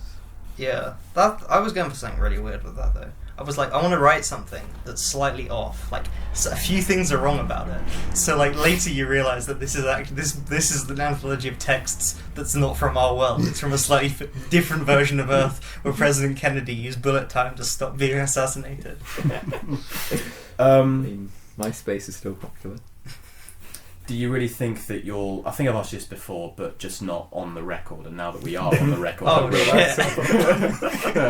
Do you think you'll properly finish Brie Larson? Do you think you'll actually get writing it one day and do something with the idea? I think if I did something with that, there's like I have like 4 ideas. I've used up most of them. The only 2 ideas I have left are writing Brie Larson in my spare time and making an RPG which is set in like the Houses of Parliament, and the battle system is like debate. That's like the other idea I have. It's quite a neat idea. You could do that in RPG Maker. Yeah, but it's the assets of like making them in suits and stuff. Yeah. But like, I do actually want to make that one day. That's a good idea. The battle system is like just steal that. I'll work on it. Tell you, if I write it and if you develop it, I will do this. Anyway. Yeah, it is a really, really. But yeah, maybe. I don't think I'll do it in a write-off. I don't think I've got the balls to just sit down and do it. No, I don't think you should. I think you should actually properly sit down and think about it, because the concept is. You have a woman whose husband dies, and she sort of remembers their times together through kind of particular instances in their relationship. Yeah, I pretty much know the final page. Okay. Well, why don't you write all the pages leading up to that final page, and that way you can bring everything I'll write together. the final page first, and then I'll work backwards from there. That's not a bad idea. So after that, I love the Bergman stuff. I think that one page, the idea of having of mocking Bergman and putting it in the style of a poem, I think is just amazing. And I really think the first line I love, the tree blossom, the child laughs, but it's windy, it rains, and it pours down upon a wrinkled face. I just think it's like it's not even much me mocking Bergman. It's just me having read a lot of poems that like try and be profound but aren't actually that good. So I'm just gonna take my poetry things and write like one of these poems. That's fair enough. So we probably get to the highlight, and it's not even because of you. It's because someone came along and did the fucking best rap I have ever heard someone do. Kudos to Jonathan. The rap was pretty good. It was pretty good, but Jonathan just brought it to life with his rapping style. It was incredible. I did talk to him about it before I put it in, and he had pre-read it. And I'm glad. I could never have imagined it being. I wrote it without a rhythm in mind, just thinking he'll come up with something, and you did. And it's got a good rhythm to it. Thank you for providing us with that moment, Jimmy. I'm glad. Yeah, it's the best performance you did that day, hands down. No. I love the tonal shift of like your one versus like you doing a rap about fucking Nagasaki. It's my 2 high points of acting that day. Being GCSE drama. The JFK stuff I think was really good.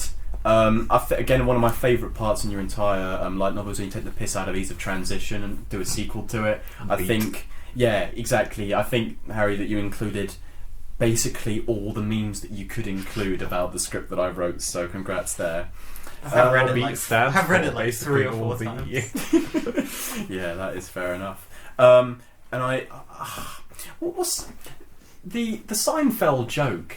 Is that like I couldn't tell because I was ready for something profound and then I got the punchline and I was like, oh okay, I was expecting it was a funny joke, but I couldn't tell if you'd made up that was considered to be a renowned joke or if did Seinfeld even make that Alright, joke? it's more that okay, so a little bit of history. So basically Jerry Seinfeld's whole comedy point was like observational comedy in the 80s, and then he got like known as like the most famous comedian in the world. But like when people parody Jerry Seinfeld, the version they always do is, what's the deal with airplane food? Because it's just like it's like the way you mock him. Oh, so okay. I thought, what if I do like a paragraph building up Seinfeld as the greatest comedian of all time, and then just have that be the joke? Okay, I understand now. So I mean, did he ever do a joke about airplane food, or is that just someone trying to Isn't it a copy Simpsons his, joke his as well? style? I think he basically did do like material equivalent to that. Obviously, it'd be a lot better. But yeah, what's the deal with airplane food is just like the baseline. It probably is from The Simpsons of just like the mocking of Jerry Seinfeld. It's like that's all he was about. Deal with it. So I sort of get to the more kind of questiony parts now. I guess actually I do love the last thing about Stanley Kubrick. That's a really good way to end it. Do you have It's 'cause we notes were on the talking- Epstein chapter? Ethan? That's only because we were talking about Okay, Stanley Kubrick having directed Jiggy Part 3. And I was like, that's really funny, I'm going to write that down. And then I did nothing with the idea. Because I was so fucking tired. I don't have anything on the Epstein chapter. Actually. It's really good. It is It's really so good, funny. but it wasn't. I think my Died. favourite moment in the Yeah, in the light that's novel more for me. for Tony. I think Tony would get more of the kind of like in jokes of that one. Yeah. So you wrote this line. It was something that I think I might be paraphrasing here, but it was something along the lines of "Every thought I've ever had has been held by someone else." You remember writing that line? Yeah. Do you really believe that? Yeah. Yeah. I think I didn't express it in the way I kind of wanted to. How did Like, you want to express it? Well, it's more that like you can like substitute the people and the places and the times and stuff. But like every thought and feeling you've ever had for someone, for some place, for something, has been had by someone else. I don't know. I thought it was just like, I was just like, yeah, there's pretty much nothing original anymore. So I can the only way I can make it original is by giving it my hyper-specific lens of my experience that I kind of share with you guys. Sure. Which makes it kind of it makes it not accessible for anyone that's not the four of us, which is the kind of strength of these write-offs. Like, if I Really tried to write funny. something for a wider audience, I literally wouldn't have anything to say. So I understand that. Yeah, I mean, going back to the Brie Larson thing again, I think, I'd say it's probably the most relatable part of your entire light novel for me because, I mean, one aspect of talking about it, you said something about I think I've already sort of brushed upon this, but I want to go back to it. You have this kind of perfect idea in your head. It's like a really neat concept, but you're kind of worried about it falling apart when you put pen to paper. And I really, really understand that concept. So I was definitely able to get on that for sure. What's my next question?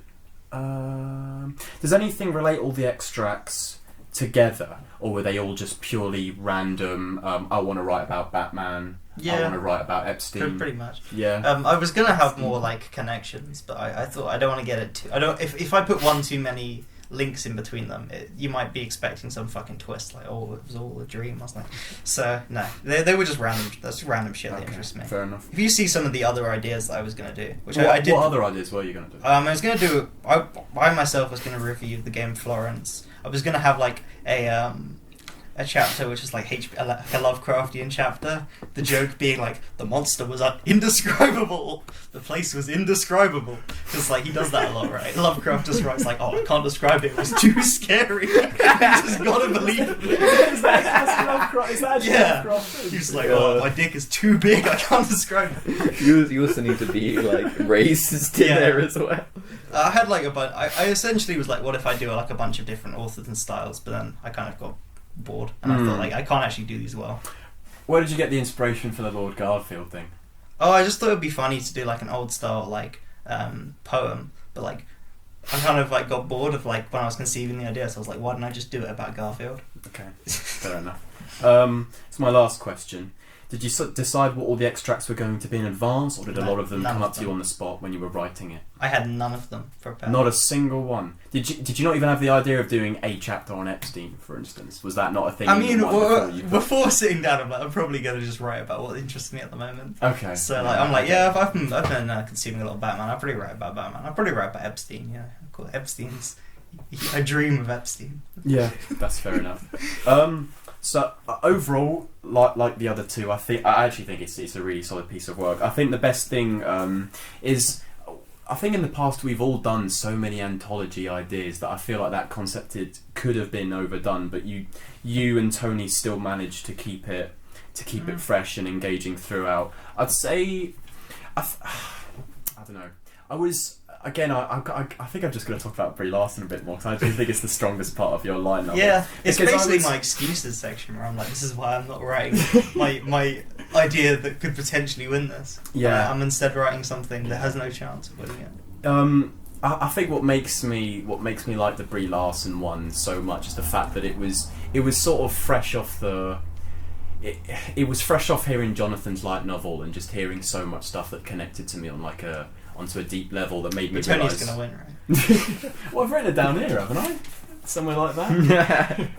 And it made me appreciate the Brie Larson part more, I think, than any of the other ones, because I have more of a connection to it than something like Epstein, for instance. But I guess it just comes down to what appeals to me more than anything. Epstein appeals to me. I should have just written about the Jeremy Renner app. Well, how long has that been in the public sphere of consciousness? I saw it a week ago. Oh wow! I just heard about it today. The Jeremy Renner app is too interesting not to talk about. It's so weird. I just saw the thing of like, what are you guys doing on the weekend? Jacking off to porn. And then Jeremy Renner himself going, ooh, nasty. Not cool. I did see some of the screenshots that you guys put on the group chat. They were really, really fucking funny. I was just laughing. Jeremy Renner be like, this is a family-friendly app. If you don't want to participate, get off my app. And like the loading screen being this picture of him like... It's so funny. Did you see what I set the bio to? Yeah, I think so. It's Jeremy Renner, and then it's now he's coming for the king, and he never misses. Wait, let me load this up. Look at the screen. Let's see. Look, you go on Jeremy Renner, which is funny enough to have on your phone. And you just that's your loading.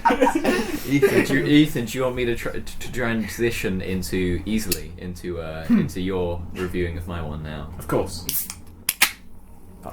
Cracking open a cold one with Jeremy Renner. Now, begin. Okay, alright. Nice, I like it. So fresh off the bat, your light novel really reminded me of... You okay? No. Okay. Reminded him of something that's upset Tony. It's indescribable. I literally can't put it into words. The opening section about losing ideas reminded me a lot of Wheatley from Portal 2. Everything down to your delivery of it. It has this kind of rambly, incompetent feel to it that I quite like. The line, "We have officially run out of ideas." Repeat, "This is not a drill. There are actually no ideas left," just sounds like a line from Portal 2 to me. There are actually no ideas left. I was trying to channel Jez in Peep Show, where he says there are like actually no jobs. I was going for that. I was going for that kind of vibe. Yeah, that's good. That's good. It's got title cards. I fucking love title cards. Yeah. Do you think ideas are finite? Do you think there's a finite amount of ideas? I think it's more, in writing this, I realised that all ideas have been rehashes, and so instead of trying to escape that fact, I have embraced it by only doing rehashes, by accepting my niche Because the intro to me just feels a lot like I imagine you on like a stage at E3. It's just like there's Coming out, with 2 watches, 1 hand in the pocket, that t-shirt. With my video game t-shirt and my blazer. No ideas left. Ran out of games. I'm I sorry. really was hoping that you just wouldn't have any ideas though, and everything you showed me before was just bait. You That would have been you were really going on funny. for 2,000 words, reframing the same sentence about there being no ideas. That would have been really funny, but I'm glad that I did come up with ideas before the joke ran out.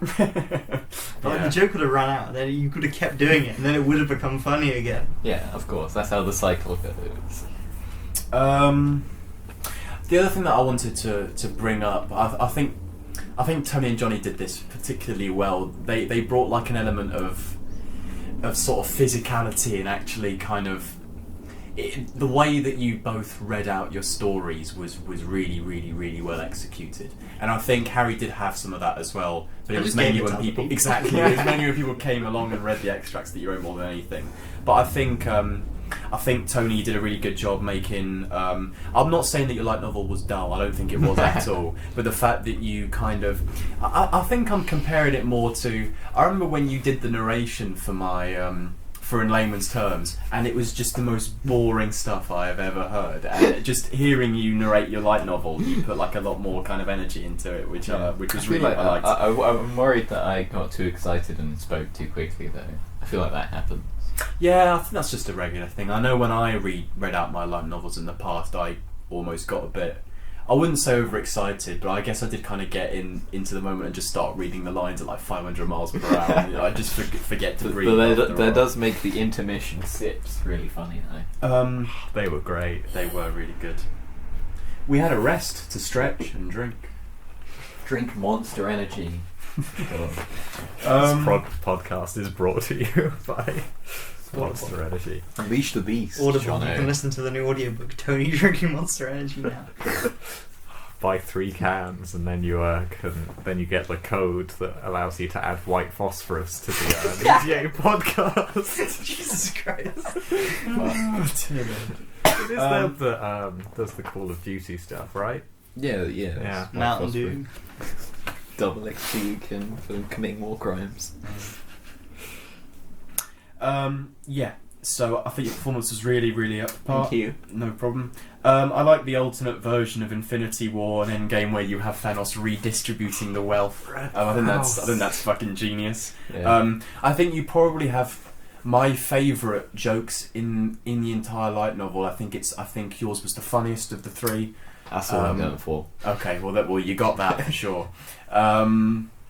But I think my favourite moment is when you found abbreviations for Chapo and Epstein. Those were so fucking good. I loved them. That was one of the things where once I realised how much fun it was, I was worried that I was just going to do it for everything. You know? Mm-hmm. Yeah, no, definitely. Let me see. Yeah, again, very, very funny. In fact, it was really nice to have quite a light-hearted change from Jonathan's story, which it was definitely nice to kind of even out the tones with your story next. So I do appreciate that. I like the fact that you used your story to talk more about Valhalla. Yeah. And that's really, really good. Looking forward to doing it again. Yeah. And after you read a bit of Valhalla, I finally understood what it was like me reading out the Nevermind monologue from my previous slide novel. I love pandering chapters so much, so thanks for including one. Everything about it. I love that. There were some particular moments, but you also had that amazing line about how it was a line about dialogue where you said dialogue is naturalistic, so people say it's good. It's like the conversation goes nowhere, but the dialogue is naturalistic, so people say it's good. Yeah, exactly.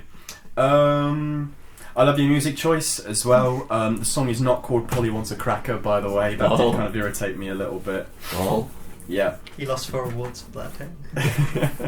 I was like, it's funnier if I don't look it up to check that. Yeah. Tony, how did you come up with the idea of your story? With the idea of running out of ideas? Well, and it was introducing quite my simple, fans? really. I sat down and I had no ideas. And I was like, huh. And then and then it sort of I knew I So had did no. you literally write about the lack of ideas because Yeah. you had a lack of ideas? Yes. Okay, that's quite good. Yes, I literally like I'm going into this like I have nothing. And so then did Red Thanos just kind of... Yeah, Red Thanos was an idea that I had, and I was like, no, this is an idea that's too bad, because I was like, I literally like my second one was just like a big. I swear my second one was also an Infinity War spin-off kind That of was thing. a Star Wars one, right? Star Wars. They're literally the exact same fucking thing. Yeah. But I was like, you know what? I'm just gonna do it again. Like I think it's about. I started with like the lack of ideas was really just the fact that the ideas I did have, I wasn't confident in them. They were dead to me. But I eventually just sort of gave in to the idea of just doing whatever the hell I wanted to do, which is just rehashing and pandering. But I'm okay with that. Fair enough. Tony, can you tell us for the first time that you've ever done why you find Thanos to be such an interesting character? What is it you like about him? Well, Thanos in Infinity War, there's something quite tragic and sad about him that just enamors me to him. The fact that he's doing such a horrible task and he feels so compelled to do it. Yet you get the sense that he doesn't even want to be doing it, you know.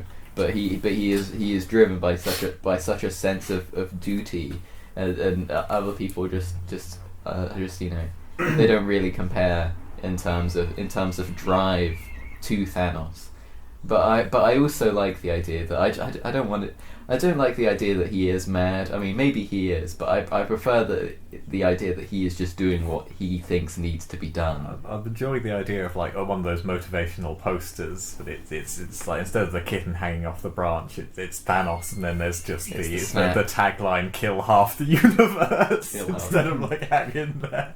Yeah, I do think that if you could convince him that there would be another way, and it would work, such as redistribute the means of production, that he would have the heel turn, face turn, and he would see the light, and realize like, hey, this is actually what we should be doing. He would come around. At least I believe that. Yeah, when Doctor Strange says there's only one, way in which you get, there's actually two. The other one is they go back in time and just hand him Das Kapital and The Communist Manifesto. And of course, Tower Heist. Farsi. Do you think that Thanos is better presented in Infinity War than Endgame? I think he's more interesting in Infinity War. I think in Endgame he more just serves the role of being a big, powerful guy for them to beat up. Yeah, and but that's still he's also just cool, sort of, so I don't mind. Yeah, he's just sort of I'm going to destroy the whole universe now. Doubling down. Completely. He did have like a 2.5-hour film about him. So like Yeah, giving him that like is another true. like That is true. hour of like why did he do it? Like we know. And I do accept the fact that it is a younger Thanos that hasn't been, tempered by the sacrifices he's had to make on his journey. And I think me writing Red Thanos was me giving him the send off I feel he deserves, rather than just being decapitated. Yeah, Sure. I like the way I ended it. Yeah. Smiles on that grateful universe.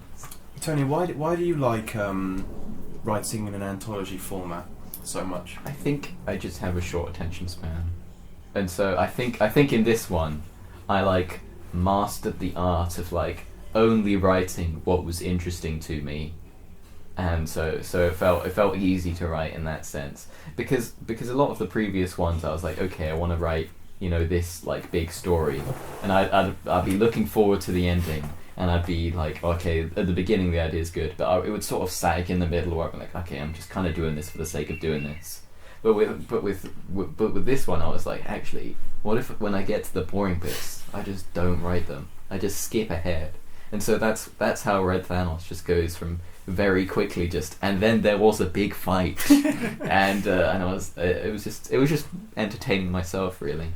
Yeah. Which is what the anthology was about. What's it like being the best light novel writer, Tony? Oh, that's too kind, Ethan, but I'm afraid I'd have to disagree and give that award to Jonno if I was judging. So yeah, Thanks for saying that. Oh, that's alright. Thanks. Is that just slipping of a £5 note? Slipping of a can of Monster Energy. Yeah. So as I said before, overall it's the funniest and probably the most entertaining of the three. I I'm so think. glad. No, it definitely. I really think it is. What are your favourite quotes, Ethan? Did you write any down? Yeah, I mean, the quote that reminded me of Wheatley right at the beginning was one of my favourite quotes. I love the abbreviations you had. I loved all the title cards. Voidwalker. I love the part where I can't. Is it chapter 6 where you have a where it's one chapter and then it's a line about looking up at the sky and then the next chapter starts straight afterwards. You know what I'm talking about? There's right? one where it's just the John Wick quote. I was like, I'm thinking maybe I'm back. What's the John Wick quote? That. Oh yeah. Sorry. Why was I thinking of the sky? I think then? it's called like the chapter is called like A New Sky or something like that. Yeah. So it's kind of interesting because I was thinking about which of your 3 light novels represents the writer of the novel the most. I know that was a poorly worded sentence, but it makes sense. And it's interesting because I feel like all 3 of you know which one is my favourite, but But there is a part of me that thinks that you put the most of your personality into your light novel, more so than Jonathan and more so than Harry. And I think it's because of the fact that it's so kind of... It's very similar in a lot of ways to the previous novels that you've written, and I know what kind of interests you and what you're sort of passionate about and what kind of formats you like and that. So and the way that you read it out, your performance and the tone of your voice was just so quintessentially Tony Wilson that I was like, it's just him on paper. Everyone really spoke in admire that Tony syntax. Was that Lawrence who came up with the Pretty sure it was. Yeah. I totally see why you have that style, because I watch a Tarantino film like, he has that style. Yeah. So yeah.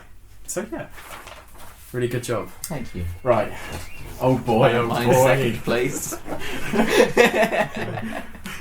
Okay. Right. So We're going to realise that Ethan just does it depending on his attention span. So it the first one literally he is. hears is his favourite.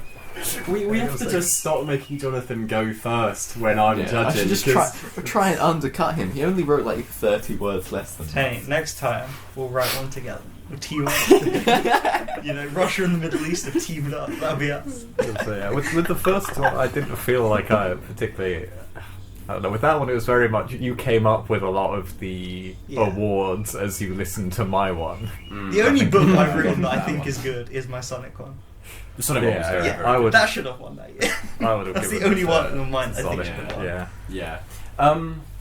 No, Johnny, you do make a really good point. When I'm thinking back now, I don't remember those first 3 novels really that well, but it is possible that Harry's might have been the best, and I just made you win because yours was the first one that I listened to, and it was. I think it just came down to the idea that it was a light novel challenge that I'd never been a part of before, and it was, and whoever was going to read their story first, that was going to be the novelty idea in my mind, and they pretty much already had it in the bag. But Johnny, when you finished reading your light novel, I did just think to me that Tony and Harry would have to write something really, really fucking good to try and combat it, because I really, really, really liked your light novel a lot. I even think it's probably I think my favourite one that has been written on this podcast. I mean, I've written like a conclusion of all the things that I liked about it, which I'll get to, but I'll start off with saying I really like the idea of starting off with a blurb. I think that's so clever. That I added that one right at the end, and it's because throughout the whole writing experience I've been like, this is my masterpiece, guys. This is my masterpiece. So I was like, I don't want to make it seem like what I become was me being saying that was master. I wanted it. The joke is my masterpiece is interrupted and you never hear it. So I was like, right. It was a very funny gimmick. A good way to do it is to have this blurb, and then I was like, all right, what things do I think Ethan would like to hear in the novel? Yeah, I was just thinking, like, I'm hearing this blurb, and he's already mentioned the mafia. I'm already invested in this story. That's really good. So, was it always your intention to not write a quote-unquote masterpiece? Did you always have the plan of having a novel be interrupted by someone else. Yeah. Along. So the Because I remember you YouTube saying fan. that you came to the light novel challenge with an idea in mind already, rather than how you've done it in the past. So about a week before it came to doing the light novel challenge, I had the very early idea I had was that I was sort of falling asleep. I just had the phrase "I'm the man who lives in your speaker," and then sort of from that I sort of worked out what if like for my light novel I have it's just so it's some entity in your phone that is speaking to you rather than it being my book, and have that sort of interrupted, and then sort of thinking through the best ways to run with it and the other ideas I could get in, that then sort of changed into the person from YouTube. Got it. Yeah. First chapter is first chapter is chapter 4. I love that. Yeah. That was done on the I can't remember why that You did was. like a typo, I think. Yeah. And then you were just like, I'm just going to keep it. Yeah, and I'm glad because that then worked with the weird sort of first paragraph I had of just like, I can make the point of it's the first chapter just as it is the fourth and just as it is the final. Yeah. I really like how meta it starts off with your character talking about the Mediate podcast. I think that was really, really smart as well. I wish I hadn't said that thing about Truman, because I originally thought that it was just a clever joke that you'd come up with, where it was like, oh, ironically, his whole life is fake, but it's called True Man, and I thought that was something you'd come up with rather than. I mean, it's my guess thought about it. I suppose so. Yeah, it's still. But I guess it was the fact that Harry also commented and said, "Yeah, that's like the thing," so it made me think. Yeah, oh, I think he's right. I think that's a clever. Yeah. Yeah, and then you get quite quickly. You started talking about reviewing a film, and it just raised some really interesting ideas about how we reviewed films on the podcast. You have this line about talking from a technical standpoint of shots, angles, acting, blah blah blah, and you kind of there was. I don't know if it was the way that you read it out or the way that you'd written those lines, but it was almost coming across as if you thought that they were kind of like meaningless or less significant, kind of. I think it depends on the film, because there's like City of Gods. I absolutely love the way that's shot, and Grand Budapest Hotel. Like I do very much enjoy those things, and they make a film a lot more entertaining. I think at that sort of point, I'm sort of going, I feel like I've reviewed this film, but I haven't talked about any of these technical aspects, which often you get bogged down when it comes to filming. I think the main, I don't know, when you're sort of discussing about films, the stuff I'm usually least sort of disinvolved with is talk of the actors and sort of previous thing the actors have done and that sort of thing. I have a really bad head for keeping track of actors and what they've been in and stuff like that, so it just sort of comes down to, like, I'll notice if it's bad acting, probably, but beyond that it's just like I think I don't get get that too. particularly Yeah. I don't get particularly behind. I remember actors if they become memes, like Jeremy Renner. Yeah, I think like when you're reviewing something, it's more about finding like the emotional truth in it, and like how it makes you feel and think. And then if something's good, you kind of want to dissect. Well, you don't have to. I know I do. I like to like dissect and work out why.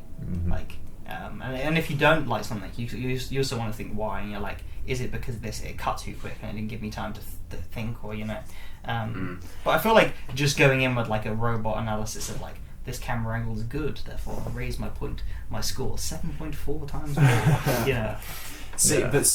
It's kind of irritating for me, because I feel like I am sometimes more like that, where I, as Jonathan mentioned, get to kind of bogged down on, oh, isn't this shot fantastic, isn't that shot fantastic, rather than actually talking about how the film makes me feel. Yeah, but it's like the shot can be fantastic, but it can like be meaningless. Like if a shot is like fantastic, but it's like saying nothing, it's achieving nothing, then it's like, what's the point of it? There are a lot of good if you don't shots feel like, say whoa, things. like the scope of that's really making me like think or feel.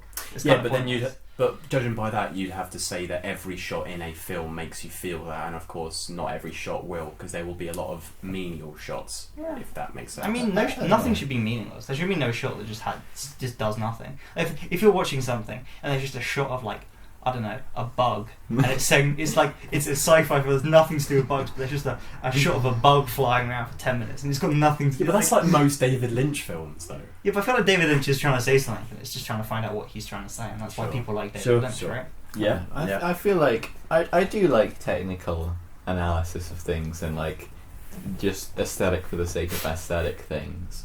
I wish I was a better cameraman, because we've all seen how shitty and jittery my hands are in layman's terms. But You promised yeah. things you weren't given, Tony. It's okay. You're abused by the system. No, I'm gonna fucking unionize one day, man. Gonna fucking sue.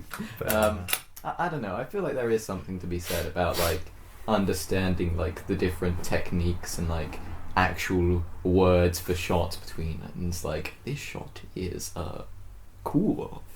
Right, if I knew like which one was a pan, like if I could tell the difference between a pan and a tilt and like a gimbal. What about And, the like, I junction? wish I could, because that would mean I could understand why different shots work better. But I don't know. You know I which feel film- like I'm still very amateurist when it comes to describing things in that way. And I You should go back in wish time. I was more pro. Don't do maths A level and do media A level. Do they talk about that stuff, or do they be like, Facebook? You know? It's a bit of both. Depends on which teacher you had. to Fair be enough. honest, but yeah. They tell you the tap shot is the Yeah, it's exactly invented tap by Patrick J. Law in 2000 and whatever. That tap shot, it's just iconic. That 40 seconds. It's like the fucking elevator shot in Neon Genesis Evangelion. It's just a tap shot. It's like this the YouTube video, just like the tap shot from Patrick Law's film's got like 7 million views. Everyone in the comments is like giving their own interpretations, you know. It's like the Game of Thrones. Like, they should study this in like film school. All right, Ethan, you want to get back to you? Yeah, You're on like the fourth line of Johnny's book. And then it raises a really, really interesting idea about how we consume media. You have this I feel like I'm just going to say this about every paragraph, but you just have this really great paragraph where you talk about... I should have made a note of what it was called, but it was a podcast, and the atmosphere was like one of the driving forces of it, and you talked about how it knows it's a podcast, and I love that line so much because it talks about how things should be made for the medium that they are delivered in, and I feel like sometimes people don't capture enough the fact that a film is meant to be visual, a podcast is meant to be audible, and you're meant to focus in on those key aspects more. Audible.com. So the podcast is Alice Isn't Dead. It's I knew Alice was in the title. Yeah, it's made by the same people who do Welcome to Night Vale, and they've also done...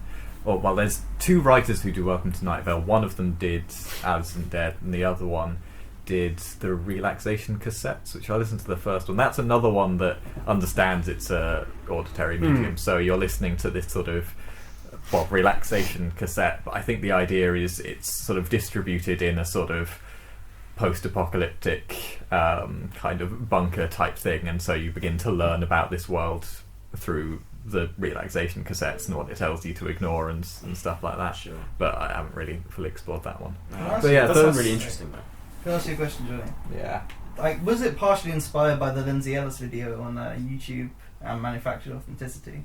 Because throughout that, her like thesis statement is essentially the medium is the message, and that kind of reminded me of what you were saying. I haven't watched that. Oh, you should watch it. You like it? Is that the one that It's- starts it's off got black very- and white? Yeah. Yeah, I think I've it's seen got a that. very similar kind of point to you. Um, Yeah, you talking about how because Jonathan Jonathan basically just becomes Ethan Hawke in First Reformed. He's just like so consumed by despair and like just critiquing humanity. It's like the best thing ever. You have this. I think I can't remember if this was straight afterwards, but you did start talking about. Jonathan, there was something like so brutally honest in the way that you wrote this novel that I just have so much respect for you. There's a part where you talked about kind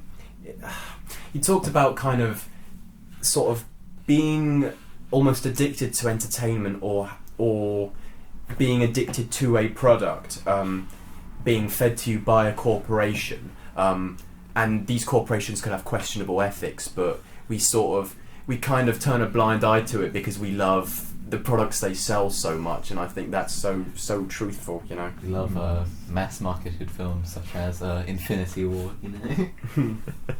So yeah, well, because recent stuff, especially around YouTube, with Carlos Maza and the stuff that he's been experiencing, and sort of Who is that? He works for Vox. Yeah, he works for Vox. He does these On Vox Libs, Harry. Yeah. I mean, that doesn't excuse what happened to him. He does sort of political-ish videos where he talks about basically how the media is reacting to Trump is kind of his main sort of stuff he talks about. And Louder with Crowder, a right-wing person who has his own news show on YouTube type thing, often mocks Carlos for being gay, and a lot of his videos have him sort of saying hurtful things towards him, and also his merch, he sells a shirt that says socialism is for F star G S, obviously standing for figs. And so it reached a point where Carlos sort of tweeted about it and said, this isn't ideal, and then sort of got brought to YouTube's attention, and they were like, looked into it and did a whole load of weird moves all around the place. They managed to piss off everyone, which is incredibly skillful on their part. Yeah. What did they do? They basically just didn't stick to any of their anti-harassment policies. So they have a written down policy that says you cannot, make a video that targets a group or a person, is a massive dick to them. Mm-hmm. And right when people are like, oh, that's censorship, actually that's basically 1984. And but in practice they just let the videos up. They demonetized them for a week, Yeah. So they had one of the worst responses, which was, we recognise that this is hateful content, but the majority of it is discussion, so we'll let it stay. Which is one of the worst hot takes you can have on it. Not very woke, I'll be honest. Yeah. And something I learned just earlier today is apparently they have put back up two white nationalist channels back up onto YouTube now. Big oof. So, that's where I sort of go into my bit of, they change things and say it's for the better, but ultimately nothing has changed and everything is back to the way it is. And it's because they have a monopoly on the video market. There's nothing to leave them for. Something recently I sort of watched as well, sort of saying how it's quite expensive to run a competitor to YouTube. And the problem is when you do set that up, what you attract is all the people who aren't allowed on YouTube. So you're not going to stay up for long, because everything, the few things that YouTube goes, no, that's too far for us, or that is ISIS beheadings and all that. Yeah, or that is sort of, that's just, I don't know, very Infinity low War, but very low bar, by the way. Yeah. Is that where you got the idea then for? So I imagine the whole the ethics of YouTube was such a prominent part of your light novel because your main character works at YouTube as well. Mm-hmm. Yeah. It's sort of. And he flags, his job is he flags the videos and does those kinds of things. Yeah. Which is quite I'm funny, not the sure idea that they actually have a person doing that, because it's just a stupid robot that does it, Yeah. That's actually taken from, because I know that is a job you can have if you work for Facebook. Oh yeah. There's a group of people who, whenever a post is flagged, they go and see it, and it has a really... you're not in that job for long, basically, because it emotionally gets to you and you move on. Sure. I watched a very sort of interesting video about that, and sort of some of the things that are allowed up and that aren't, and it's a weird line, basically. Can't particularly remember anything. Do they have a set? Does Facebook have a set of guidelines that those people are meant to follow then? And things to look out for specifically when they're checking on posts? Yeah. So one of them is you can't really have sort of sexualized nudity, but cartoons are okay. So nice. Naked cartoons, no matter how sexualized it is, that's fine, because that's just drawings. But then he sort of introduces the weird thing of when does a drawing become a real image. But I suppose if you trace the real person, it'd be a bit weird. It's like the what is it? The nude model of that actor in that PlayStation game. David Cage. What's that one called again? I get it confused. Beyond Two Souls. Beyond Good and Evil. Beyond Two Souls. Okay. Is that the one where you control the spirit that can move objects? Yeah, I think so. It's also the one with the phone takes away Ellen Page as a baby. Anyway. yeah, that's where the idea of the sort of content moderator comes from. Mm-hmm. I mean, I do think the idea of having it be manually sorted by a person is better than having a robot do it. Yeah, that's another thing I remember sort of saying, is how it's sort of, you're just at the whims of the algorithm. Which is a big thing with Facebook, and also sort of felt that a bit with Netflix as well. Everything's controlled by an algorithm. What show gets pushed into being seen, and that sort of helps shows be successful, especially with Tuca and Bertie being sort of cancelled recently. It's because the algorithm never went with it, and so they look at this algorithm and say, oh sorry, it's under the bar of us able to give you a second season, so sorry, it's not about what we want to do as producers, it's what the algorithm says. I feel that's increasingly how things seem to be heading. That's how content is produced for, that system that, especially in YouTube, you see it with like clickbait and shitty daily upload videos and all that. You won't believe what happens next. 50 tiny details you missed in Avengers Affinity War. And then it's just a picture of a red circle around, just like someone in the background. Yeah. You need to watch Mr. Sunday movies, because he does it but he hates it. And he just like his livelihood is he knows he has to make these videos, but he absolutely hates that he has to make these videos. That's quite funny.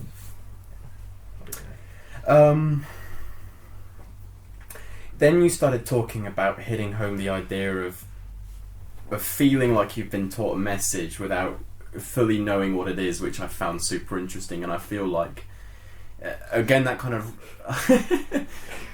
audio fucking medium, Ethan, come on.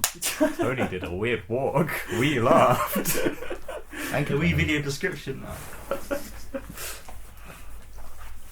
You started talking about Adventure Time to back that up with, and again I feel like that's something that I often go through, where I watch a film or a TV show or I listen to a piece of music, and it does hit me and it does impact me, and I feel like it is out to teach me something. But I can watch something like The Big Short and I know what it's trying to teach me, because it's so obvious and so in your face at what it's trying to critique. But with so many things out there, sometimes I do sort of worry about my intelligence if I'm watching something where everyone's like, well, it's obviously about this, and I come along and I'm like, well, I think differently, or I just don't know what it is about. I do think kind of when you're like, when you like have it, when you know what it's about, and then you just like, I don't know, you look online and you're like, well, I hated how obvious it was about like the Iraq War, and you're like, I thought it was about anarchy in the UK. What do you mean about the Iraq War? Yeah. But you do have to remember that it's 50-50, it's half you projecting onto it and half the thing projecting onto you, Yeah. Then Jonathan, you sort of, because what I really like about your light novel is that it is very, very political, and there are sections which talk about actual like proper issues, like you talk about the Amazon. In a minute. Thanos enacted global communism in my one. Just saying, just putting that out there. But you came out with this one paragraph, and it's so like it's such a strange thing to talk about, but it's so philosophical that I just love it. It's like you start talking about what makes you know someone, and what it means to actually know someone. And it's weird, because it kind of feels like one of those questions that someone would ask someone if they were like fucking high around a campfire, like, what does it mean to know someone? But like, really know them, man. Like, yeah, exactly. Not just the outside. It reminded me of Synecdoche, New York, but it was better. So there you go. Yeah, I really like that stuff. I've got to say, Johnny, though, your first few paragraphs, having written media essays, I just can't listen to this. I'm just like, oh no, PTSD. Fucking algorithms. I don't want to listen to it. Yeah. Then you started talking about how we complain about our lives and problems that feel very, very trivial when you compare them to other people who are going through much, much worse issues in your life, and how that kind of, I don't know if it brings you down, but I know that it's something that you think about because you obviously put it in your light novel, and I wanted to know what you kind of thought about that. Do you feel like you complain a lot about issues which, if you put it in perspective of someone who's going through like awful things, like they're trying to have to survive on a daily basis or something like that? I had that once when sort of up walking around Leeds, where I was like, oh, woe be me with a broken heart, and I sort of walked past a homeless person. I was just like, imagine just talking to him about what is making me sad right now and how small that is, and that made me feel better at that sort of point. I was like, imagining that conversation, sort of going, yeah, no, this is nothing. That is true. But I suppose you would then lead to a situation where only like the singular most oppressed child soldier in Africa who like has every disease is like allowed to be sad. That's Everyone, why you can't go all this down. sadness in the world is like concentrated in this one guy, and everyone else is like, well, I guess we have to be fine now because it would be disrespectful to him. I suppose That is the problem with that sort of taking their reasoning down to that sort of level. But if it's like I don't know, something that would make you feel a bit better, like I guess there's bigger problems. But there's other times where you do just need to go out and say, like, this is a big fucking thing for me, and it may be the smallest thing to you, but you know, I need to tell someone about this, and that's an important thing to get out. Like, it's my favourite phrase, if it's big to you, like then it's big to you. And there's always a bigger you. There's a bit in Ladybird where she just says like different things can be sad, because one character, like, if anyone complains, it just goes like, do you know that we're invading Iraq at the moment? Is that Shadow Man? Yeah, but she's just like, different things can be sad. I like that one. I also like the just the idea of like, you don't have to have a reason to be sad as well. Yeah, That's always that's a good way of thinking about the world. It was about at this point in your light novel, Jonathan, where it felt like an elongated prologue to a fat fucking novel that I really, really, really wanted to read, like, just about the nature of human existence, and I think it was about the time where you sort of, I was going to ask you a question about the section where you just have your narrator read an extract out of something that they've written, and it's like it's very, very short, but I was going to ask you, like, what is it? Because it feels quite abstract, and it doesn't feel like. Why did you choose to write? I'm not asking why did you choose to put it in there, but why did you choose to write about what it is that you wrote about in blah blah blah?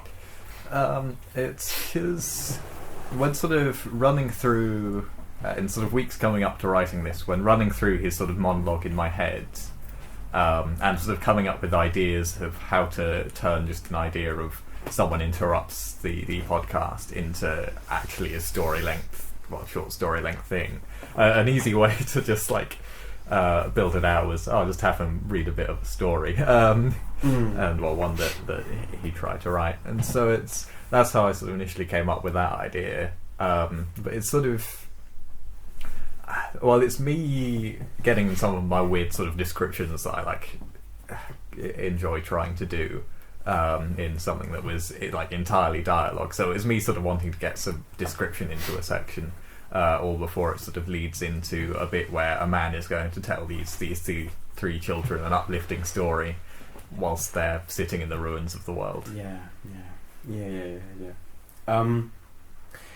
It's also partly there too, because almost at every moment I'm trying to hit you over the head with the fact that this is just someone talking to you, and I'm like, it is a story, and he interrupts it to start reading a story about storytelling. Yeah, no, it's really, really cool. While I was listening to your novel, I started thinking about whether, because When I watch a film and the film tells me something, if a character communicates something to you without outright saying it, instinctively I go, actually, could you have showed that rather than said it? But then listening to your light novel, I feel that there's so much.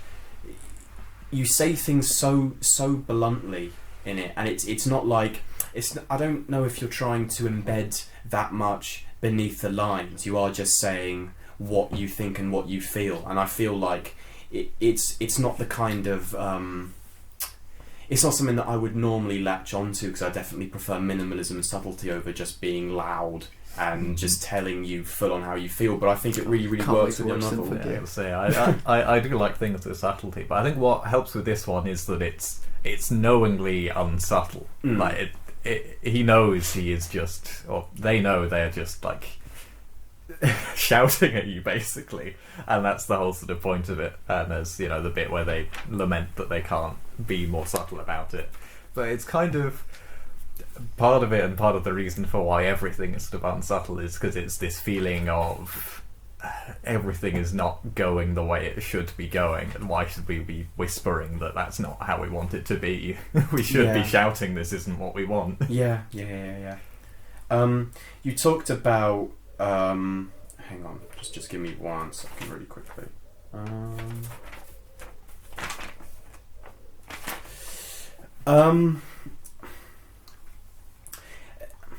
I don't know if you quite talked about it in this particular way, but you did write something that got me thinking about... No, you did write about it in this way. So you started talking about writing a story from someone else's perspective and how that made you feel.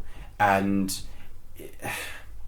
I don't know if you were implying this, but I think what you were trying to say was that adopting a perspective you don't have is somehow exploitative or not particularly fair. Is that what you were trying to get at? Because there have been times where I feel like if I'm writing a particular character, but I've entrusted them with so much issues and problems that I will never have to face in my life, is it right for me to write that character? Because I can't give them a completely accurate depiction. Yeah, that's something I'm sort of exploring there, but it's kind of it's more about some of my own cowardice in a way of like trying to get into stories. I am too afraid almost to tell my own story, which is sort of what I go into. So I'm sort of saying this. I don't know if that was something to be preached and everyone did it, we'd have no stories, or we'd just have this was my life. Which isn't. Exactly. There's better ways of doing it. I'm sort of saying why I don't particularly go into that and how I do find it difficult, but it's something to bear in mind, I feel, for those who are telling stories, to realise when it's not necessarily your own, and to get the right voices in and involved and sort of get a group. Because it's funny that you mentioned that, because straight afterwards you started talking about losing a sense of, I guess, depressional identity. I want to say, if I could sum it up in any other way, it kind of links to being put into perspective when people have their own issues, and you were talking about how you feel like the depression that you had doesn't even really belong to you anymore, and I found that so interesting, and I wanted to ask you what it was you kind of meant by that, because I only feel like I got a fraction of what you wrote down. Well, it's because it happens. It's because you talked about how people look to you. Were you trying to say that people kind of look to you for sort of help, but you feel like you didn't really have it that bad, and it was very minor compared to many other people? Yeah, it's a bit that talking to other people who have had it a lot worse than I have, it does almost sort of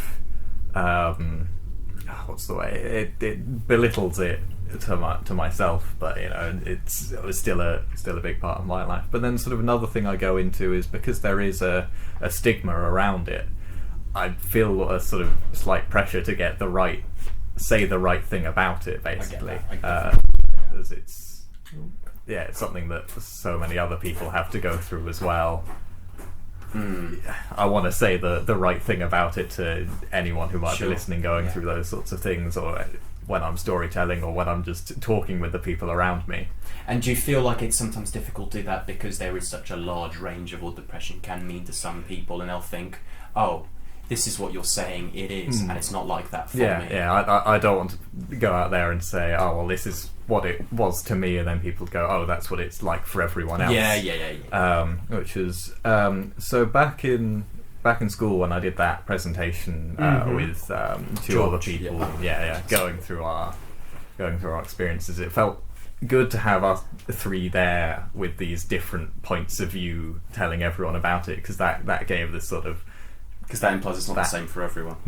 So I guess thinking through that, if I was to, I don't know, create some sort of story about my experience of depression, it would probably be part of an anthology of other people who have also gone through similar things, to sort of get this whole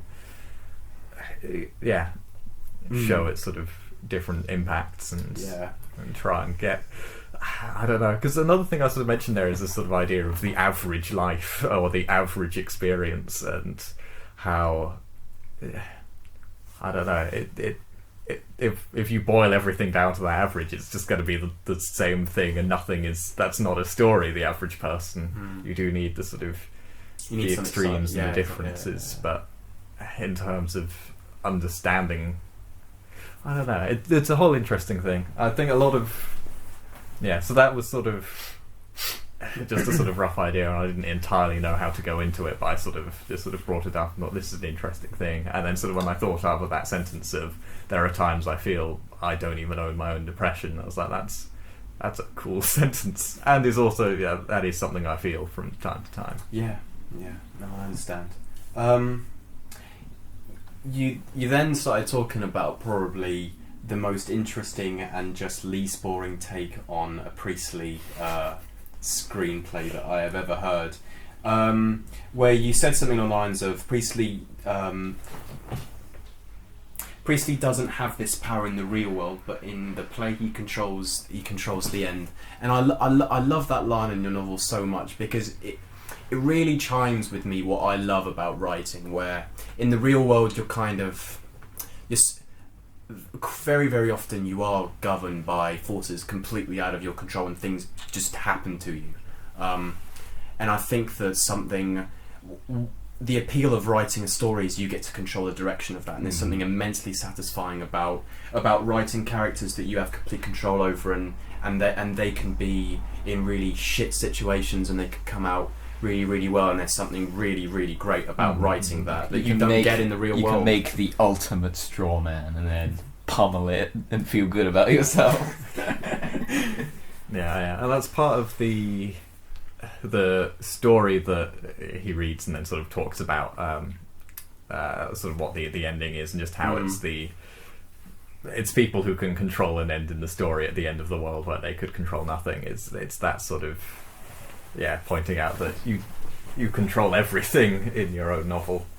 I'm going to try and look up, because there's some lyrics by an artist I quite like, that the sort of inspiration behind that. Who's the artist? K Flay.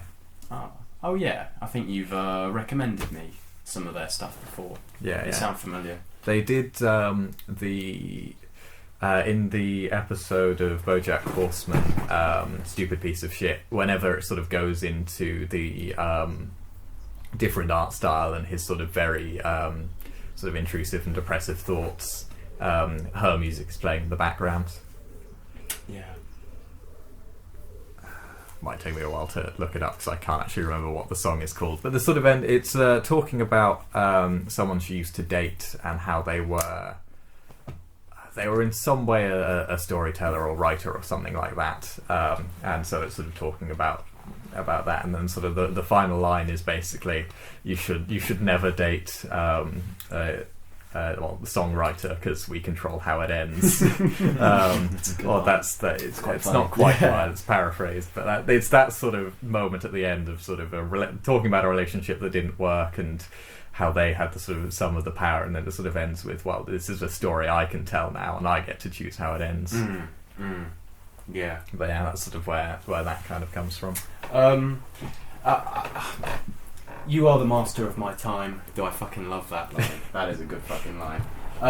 So I know I've spent ages talking about your light novel, Jonathan, but I do have just like a few more questions to ask you. You were talking about about one day maybe writing about your depression or issues that you've gone through, but you don't feel ready to do yet. And it was interesting how I think about the fact that I feel the need to sometimes write about issues going on in my life, even if they've already been resolved, because I have this weird need to kind of reopen old wounds, and I don't know why I do that. And I wanted to ask you, it's so strange because it would make sense to leave an issue in the past rather than reopening it. But I wondered if there was any other reason why you don't feel the need to write about that at this particular moment, but you might think about doing it one day. I don't particularly know that because I don't know. I think it's just something I kind of try and leave in the past and sort of forget for the most part I can. But there's times where I feel it's sort of going over me. I think one of the problems is that when I started writing my diary was when I was depressed, and then I sort of stopped during that. So I've not had an experience of writing a diary whilst being in a good place. So to me, there's almost a sort of an overlap between writing things and when I was feeling at my worst, which I should try and get rid of by writing when I feel better. But I don't really know in terms of if I particularly write about it. It feels like something that is done, and I want it to remain done for hopefully the rest of my life. Yeah, that's fair enough. I completely get that. This line, the story never mattered, it's the framing that gives it tragedy. What do you mean by that? I don't entirely understand that line. Well, he's explaining I tried to make them a genderless character because they like the whole point is they never give their name, age, or whatever. Yeah, but it is sure. me. It's me. Apart from the Well, that's the working twist. at What YouTube. So that's why I keep on gendering them. The Harrison Ford in Blade Runner was a replicant. What? I forgot his name. Fuck. Deckard, yeah. Is it Rick Deckard? It's not that hard, sure. I don't know. It's when specifically talking about the story that I have sort of arranged in my head of this old man telling a story to people to keep them happy. Like the story he tells is that story doesn't matter for the emotional impact that you get from that moment. It's the fact that this is this man trying to comfort these children at the end of the world, basically, and that's the framing for it that gives it that sort of emotion. Because I don't know, because I could write a story that is just your sort of run of the mill. I don't know, like hero shows up, feeds a village, and saves the world. Yeah, in the I end. remember that. Yeah, and that's a reasonable story. It's a typical story, but now I tell you that this old man is telling these kids as their stomach rumbles, and it's like there was no hero to save the world. Now there's tragedy in that story, even though there was no tragedy in the story. Are they playing Dungeons and Dragons? Maybe at this end of the world. I got that kind of sense when you were saying like, oh, maybe the kids were interjecting in their own way, adding their own twists on it. Like, it kind of sounds like a pen and paper dice game. How did you come up with the idea, and when did you come up with it? Have you been thinking about this for a while? Well, I said about a week before the challenge was sort of when I came up with it. This is when you say that, do you mean you came up with the premise of having someone work at YouTube into hijacking a work podcast? at YouTube was like day before, but the idea of it's a voice that isn't me just like talking at the listener. Yeah. That was there for about a week, and that sort of slowly morphed into the YouTube thing. But I had the rough outline of sort of just how things flow together in the sort of rough sort of way, and sort of definitely the idea of the end, because that was one of the whilst sort of initially exploring the idea of what this entity living in your speaker was what I sort of first came up with. I was sort of thinking it'd be interesting what if they don't experience time like we do? This sort of entity I've created, like so you pause it and they're stuck, but they don't realise they've been paused, or you skip along. Yeah. And I was thinking, that'd be an interesting storytelling element to have this idea of skip 5 minutes into the future. Like, Yeah. what Was the what's sense of crazy someone things- else being the master of that person's time, right? Yeah. And sort of near the end, it sort of becomes that whole kind of becomes a bit Synecdoche, New York, and about death, and the whole sort of well, from, yeah. So it's sort of it didn't quite get into some sort of exploration of, because I'm very much after reading 1984, I'm much the believer of basically the universe is what you see from your eyes. So what he is sort of what the narrator is doing at that point is sort of telling them, let me live on by not seeing me die, so I'm still alive. Which I found quite interesting as an idea. Yeah, it really is. One last question. Were you worried about revealing thoughts that were very, very personal? Well, I don't know how personal you thought they were, but I thought they were quite personal, and I was surprised by some of the things that you said in the light novel.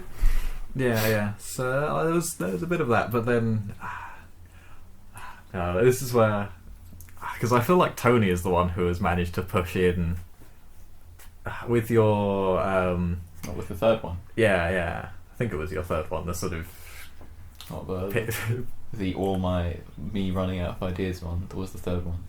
Yeah. That I feel definitely That sort was- of that pushed was me like- to feeling that was like I can be like- more personal. That was in like these. me completing like a brain scan so that you could take that book and be like, okay, we need to reconstruct Tony from it. Yeah. It was that That's one. what that, it was. Yeah, that sort of pushed me to end up doing the previous one I did about just my random thoughts whilst travelling places, and then sort of moving on to this sort of one, which is because that's when you were reading your light novel, it reminded me a lot of the one that you'd previously written, but this one was it was more fleshed out and kind of more severe, and it made me listen more. I much preferred this one to the other one. Tony's third one was like Marlon Brando, like showing up and doing an accent in a street kind of. It just like everyone else was like, oh, you can just do that. Like, you can just like write something like good, and then they actually, that was the I watershed one-upped moment. myself with Red Thanos. Which I- Who was judging that one? Was it you? Harry? Yeah, and I gave it the award because it's the best one that any of us have written and will write. I will come up with something that is even funnier than the non-funny thing I did. But yeah, no, I think if you see with my sort of novels how the first one was just mad and a sort of like Hitchhiker's Guide to the Galaxy, sort of funny rip-off. And then the second one was kind of just that again, but I don't know. That's Cousins and a Migraine. Yeah, they're like a fundamental that one constant got- of the Jonno cinematic universe. Yeah. But I think that one got a tiny bit more serious, but not really. And then there was a massive leap in the last one of getting more serious, but I didn't like that one at all. Yeah. Well, I don't remember very much about the novel that you'd written prior to this one. The thing that I remember the most about it that I thought was very, very cool, and I think what made me think about this was that it might have been the last line of your light novel commenting on this, the fact that it was just a train journey going from A to B back to A, and it was just constantly going between stops. Going That was from what was cool. Maidenhead to Cookham and back. Yes, that's what I was thinking, but I think, Jonathan, you said, it was just meant to be some journey going back and forth rather than a specific journey that you were on, going from First Plat to Maidenhead or Cookham. It was Twyford to Henley. And then back to Twyford. Yeah, it's not something I've done, it's just something I've thought of doing. Is Oh, wondering okay. how I could Fair as enough. a You didn't name the stations though, did you? No, I didn't don't want think to place it in the Do you want to be whatever like the police department. Thames Valley? Thames Valley Police. Yeah. I like having a sort of a level of realism kind of Yeah. removed from things in a way. So ultimately, your light novel, I'd say it really, really touched me like a lot, and I feel like it. Did you just reach out? Yeah, I I was miming in our Reach out and audio. touch me. Me to do it. Reaching out in our I actually wrote this audio novel. podcast. It was me the whole time. We should do that. We should write them and then tell the judge that we've swapped them and see what they say. Isn't that an idea that we were going to do at some point? Well, see if we can draw from a hat. See if we can pretend to be the other person. Yeah, laughing at the jokes. Oh, I'm just so funny. I mean, I laugh at my own jokes though. Anyway, to be fair. Who else am I writing the jokes for? What I was going to say was, I think what made me connect to it so much was the fact that it was so honest, but I don't want to keep using the word honest because I feel like I've used that so much. It's it feels like a very, very accurate kind of portrayal of yourself, and it's one thing to say something like makes you feel like Batman. It's one thing to say something like, oh, yeah. It makes you feel like Johnny. Goodfellas makes you feel like a 70s gangster. But it's the fact that I've never been anywhere near a 70s gangster or anywhere near Batman. But you're in my life. And Johnny is Batman, so sorry to break his God. That 8K that he uses to fund Wayne Enterprises. Yeah.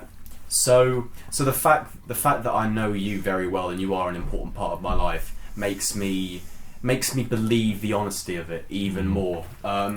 It's not just that. It's the fact that you comment on things that I have thought about quite a bit in the past before as well, and it's comforting to know that I'm not alone in thinking those things. That's always a great thing to hear. I love anything that's even vaguely philosophical, so good job there. I also feel like Hearing you read it out loud, every sentence felt completely jam-packed with material, but not in the Lindsay Ellis way of want to skip back because I didn't quite get all of it. It felt like it was jam-packed to the right amount where there was always something I could extract. You were always trying to tell me something that I could then comment back on and ask you questions about. Yeah, this was the easiest one to write. That's kind of interesting because it's just me getting.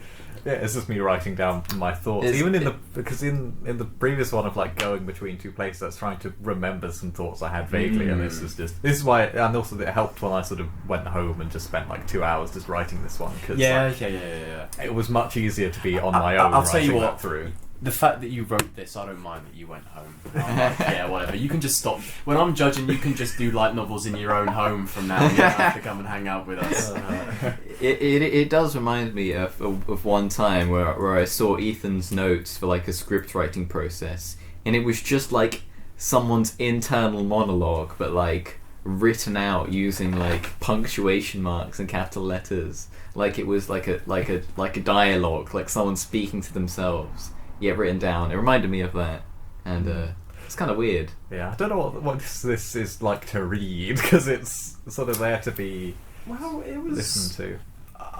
Yeah, I suppose so. Yeah. But the words are still there. I can read them. I can take something away. I've read most of my notes while listening to yours. In fairness, because. The thing is, when I'm judging, I'm not even joking around. We just got to stop letting Jonathan go first, because I'm pretty certain that even if Jonathan had gone last, it would have still been my favourite one. But I would have definitely had more notes for you two, and I kind of feel bad for not having written as much for you guys. So I'm sorry about that. That's alright. I mean, when Jonno's went and he did the reveal of what his gimmick was, the fact that it was interrupted. I think part of me knew, fuck, I've lost this one. I knew, I haven't even heard Harry's yet, haven't even read mine out yet, but this is the best one. And, but as he went, I was quite selfishly thinking, God, Jonno's talking quite interestingly about a lot of ideas, and it would make a really good companion piece to my one, because we do cross over a bit in some ways. I mean, all of us do. With some of Harry's as well. It's like an amorphous blob of ideas. Yeah. That they definitely all would be in an AQA anthology, which is the true level of meta that we have reached. That contains a different AQA anthology within it. Oh, that's too much. Give me a sequel. But yeah. Oh yeah. One of the other things I like from my one, just random things, is it's when he interrupts it begins with a quotation mark that ends when his thing ends 4 or 5 pages later. It's quite funny. It's such chunky. That's a good joke that no one else would ever get to see. Yeah. You can't beat that. And one more thing with the the chapter 4, the intro paragraph. That's sort of the fact that you started off with the end at the beginning, and you were talking about the repetitive. Hang on, repetitive? Is it repetitive? Repeating? Repetitive, thank you. Or repeating nature of it. I could just hear Matthew McConaughey in my head going, "Time is a fair circle, man." Yeah, it's also joking on the fact that I'm pretty sure all my previous novels, the opening is also the end, and so that's why I'm going. If you're paying attention, you already know how it's ended. It's You just- know my style. It's This just is the, the it's end. the easiest way to make something interesting, isn't it? You just click Control-C right at the end and just put it at the beginning. It's actually true. You think I've done that multiple times. you just pull a Megamind, you know. Yeah. God, Megamind, what a good film. Yeah, you know what, Jonathan? The other thing that I was thinking about when it got to the end of you reading yours out, I was thinking about how you were like a massive influence in the direction of the second or third draft visa transition that I wrote, and your light novel has actually given me a lot of interesting ideas that I want to play around with in my upcoming thing. So thank you. You're actually my muse. Nice. Yeah. Belong to him, and he's African. So yeah, no, but seriously though, you guys did write really good novels. I don't want to. I know that I've harked on I like blowing Jonathan's trumpet for like the past fucking hour or so, but you guys, I think my this bed is, as well. This is, yeah. See, the thing is, I don't know. I feel like, from my point of view, I'd say Jonathan's is on par with yours. The thing is, I forgot about that like Megatron of a thing that you wrote for the previous one, where we all went into that room one by one. And actually, now that I think back to it, I was like, actually, yeah, that was pretty fucking great. So yeah, so I'd say it probably is on par with the one that you've written, Tony. So yeah, but Jonathan's is like my favourite. I think I'd say. Yeah, I don't like.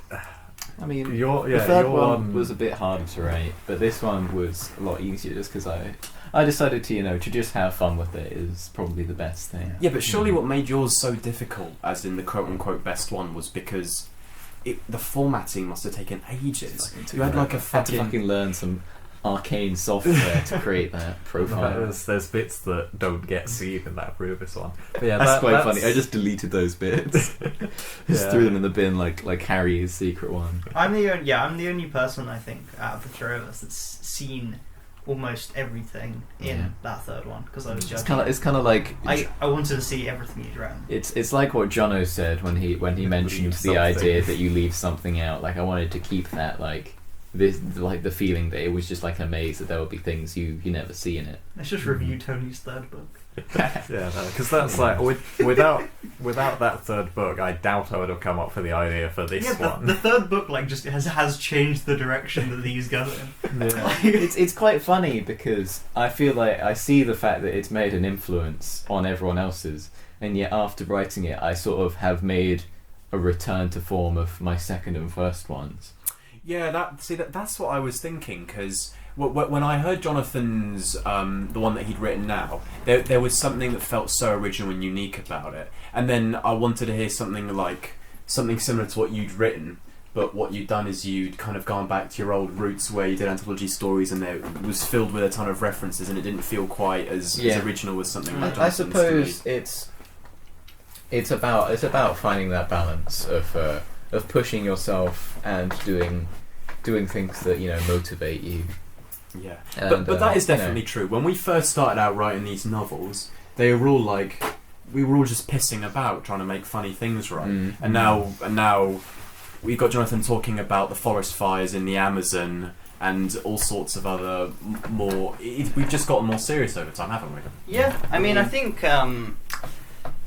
Of course, you weren't the judge last time, which I think was because obviously the way this works is someone does something clever and then everyone just steals it for the next time, and then it's the next clever idea that wins. When Tony wrote his third one, the fourth one in which Tony was the judge, I think as the judge you valued more memes. You wanted like the original thing, and like the things that the three of us wrote. In a strange way, I almost kind of regret being so personal. Yeah. I mean, I see that people like it, which is good, but like the day after it, I was like, oh fuck, if I had the chance, I would have gone back and removed things, which is probably cowardice on my part, but what can you do? Yeah, so like we all kind of like tried to follow that, and I don't think any of us really.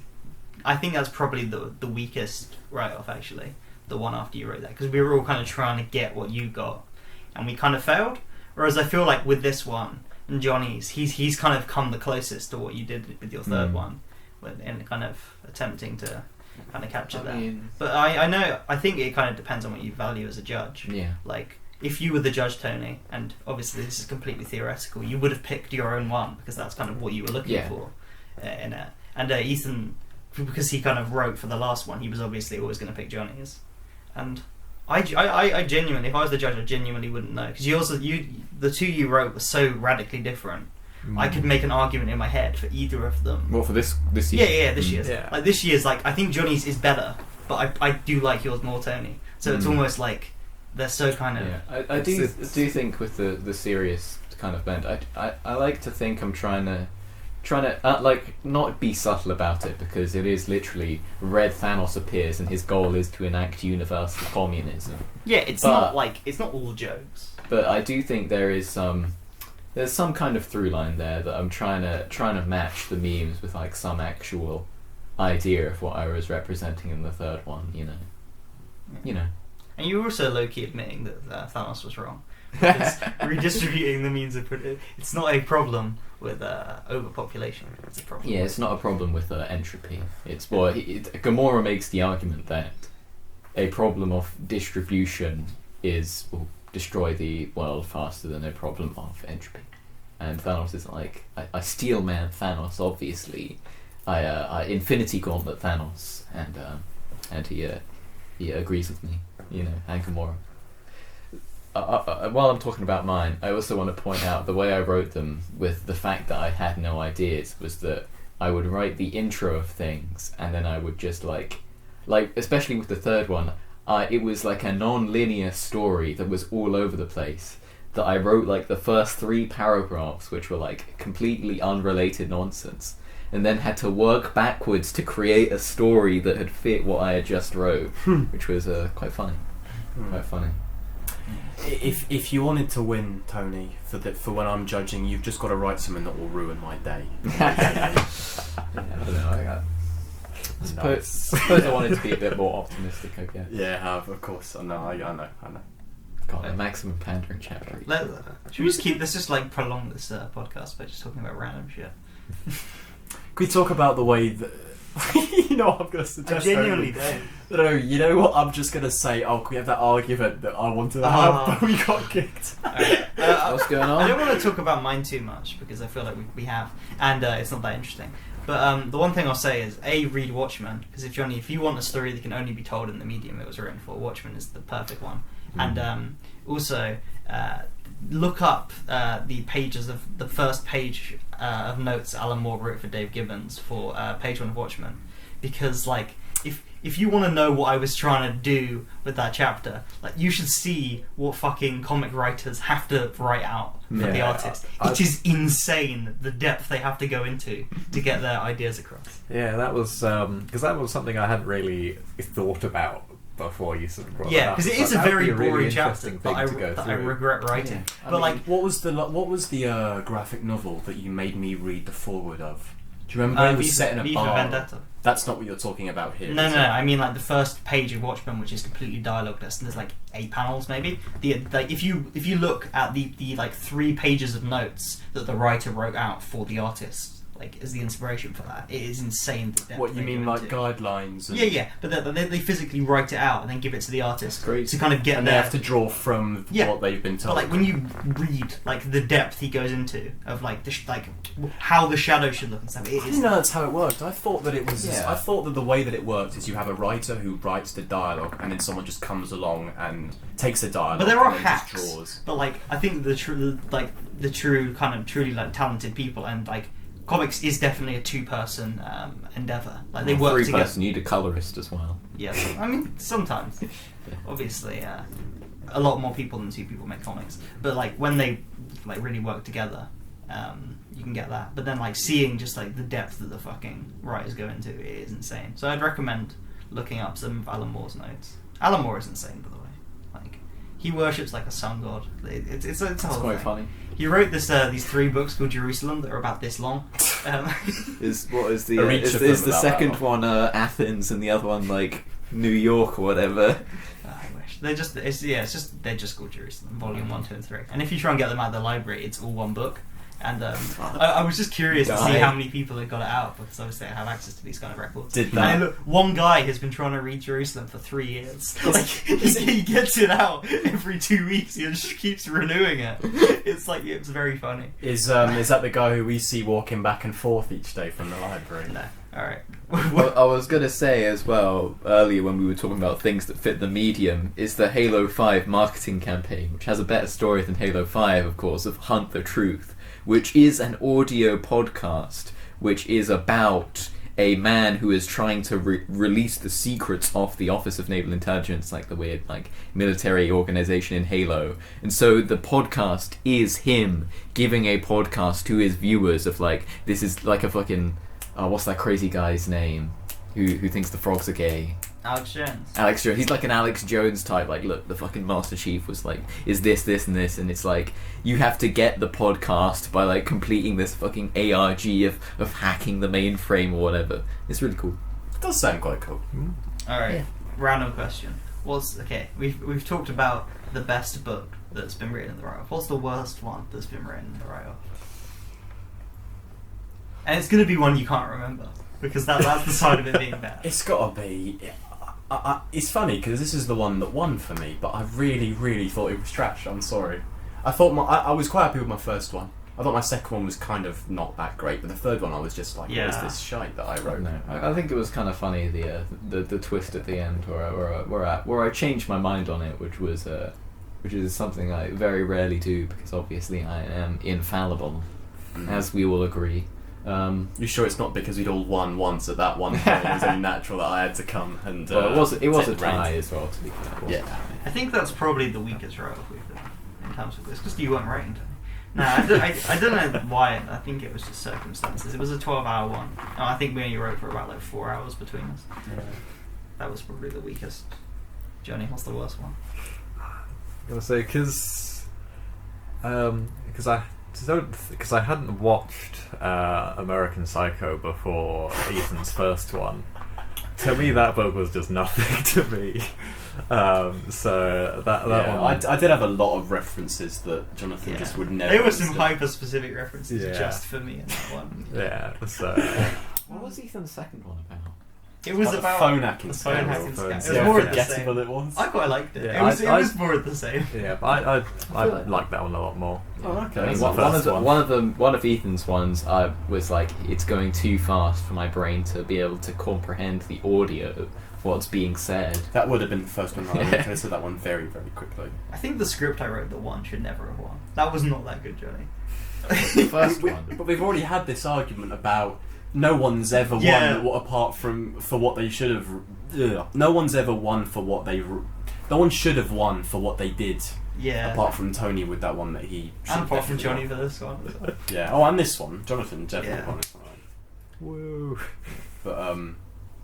But yeah, that first one, I don't know who would have won, but Harry's should have. Yeah. You were the fucking judge. You can't be like Harry should have. You're the fucking But judge. I made a mistake. I Alright, think yours fine. was the best one now, looking back to it. It was only because Jonathan went first. And My I fucking made the arch awards for nemesis, him. awards. Damn awards that robbed me of my victories. You got me with my. I mean, I had that joke about she was on a roll. Her lunch she just fallen out. That one was good. That was good. It was. What I love is that I was so sleep deprived when I wrote that joke. I forgot I'd written it when I was reading it out. I just don't think that I like fully fleshed out narratives. I think I like a basic premise, and then you just flood that premise with questions and thoughts. And Next that's time you're a what I judge, go I'm for. just gonna write a series of questions, Oh, please. none with answers. Please. That's my dream. I think it is strange because I feel like my goal, apart from the third one, was always to be the funniest one, and I am trying to get that one line that sucker punches you out of nowhere, that is just he stabbed him like the egg from Shakespeare, or Ethan's new book, Yerding the Snack Drawer. Being the I keep trying to recreate those moments in my books. Yeah, I definitely like. There's something about making people laugh. Like, I genuinely like disliked my idea until we were reading it out, and then Johnny was doing that rap, and I'm like, you know what? Those 24 hours were a net positive if they've given us this moment. The Epstein segment was so funny. I like almost jumped out of your window. It was Yeah, that but funny. see, that just went over my head. That's fine. And I love the Bergman, the need to transition Because stuff you're a more. fucking liberal like John Shinnerville. Epstein killed himself. Just I happened just to think kill it's himself. possible He for thinks it's someone a to commentary You on watched 30 Reasons prison Why, conditions. You didn't want to see how Bryce got killed. He was just too concerned about Hannah Baker. You watched 13 Reasons Why. That's actually the best argument I've seen made. My favourite moment from this write-up Just has got that. been rapping your That was creation. I like that. I want to write was that a high one. point for me. I want to write that whole thing. Yeah. Oh, See, yeah. hey, this is what happens when I'm judging. I write notes for you guys. I put in the effort to give you guys appraisal. I did a whole E3 ceremony, Ethan. That went on way too long. True. I put in too much effort. Yeah, when I was, I think the one time I was judged, RIP. I mean, we've all been judged one time, not me. I think, what did I do? I think I just talked to you about them. I was just like, I like this bit. Didn't like this bit. That's basically what I've done now, Yeah. right? I think, I don't want to. Tony, your E3 ceremony started with this, basically. Yeah. And that was the good bit, and then you went to the awards. I was gonna die. Ethan liked the awards. He really doesn't like awards, does he? Well, you know what? It's about taking risks, right? You gotta calculate them. Ethan, so which Gotta do- director won this right-off then? Yeah, there's tell you like some loophole where because Harry meets the conditions for like an obscure director, he wins. Remember when I didn't win when Tony was judged because intermission and interlude are different things? Yeah, because you didn't do what the award was. Yeah, but I did do the award it was. I just used the wrong word. Well, no, because you didn't do what the award was. But I did. It was No, you just- didn't. They're different things, and you did the wrong one. Tony, just because you made a mistake and gave it I to meant Ethan. the right one, Yeah, though. but was Ethan's the best that year? Was it really? Right, well, I shouldn't I be mean, judging. Right? I mean, I'll be honest. Like, I don't know. There wasn't a clear winner like it had been in other years, like this one. I don't know. But like I said, I came out to a tie, you know, But see- between your two. So I was like, "Fuck it, I'll go with Ethan." What it definitely comes down to more than anything is that I think all three of you wrote novels of a similar sort of quality. But Jonathan's won by a stretch because of the way that it appealed to me a lot more than yours. The way That's it was a why. genre that you liked. The genre? Yeah. No, it just. Jonathan's book was like three guys walking into a town and Clint Eastwood shooting. But for philosophical Does questions. he shoot a whole army though? When you think of it, a whole army is just a big collection of three guys. My mind's been blown. It's a collection of three guys. Yeah. But I do Three want to collections of three guys. I do want to make that clear. I genuinely do think all three of you wrote novels that were Thank all... you, Ethan. Okay. I mean, I don't think mine's very good, but I like shooting these guys. No, it was. I should have mentioned more that. I mean, the Epstein chapter was still good, but you had a really, really solid level of consistency. There wasn't a weak extract. They were all very good. in Yeah, their you just own way. liked the one where I was like writing Johnny's. Yeah, pretty much. But at the same, no, okay. So there was a clear one that I liked more than the other ones. But if you take that away, there wasn't a dull moment in your entire light novel.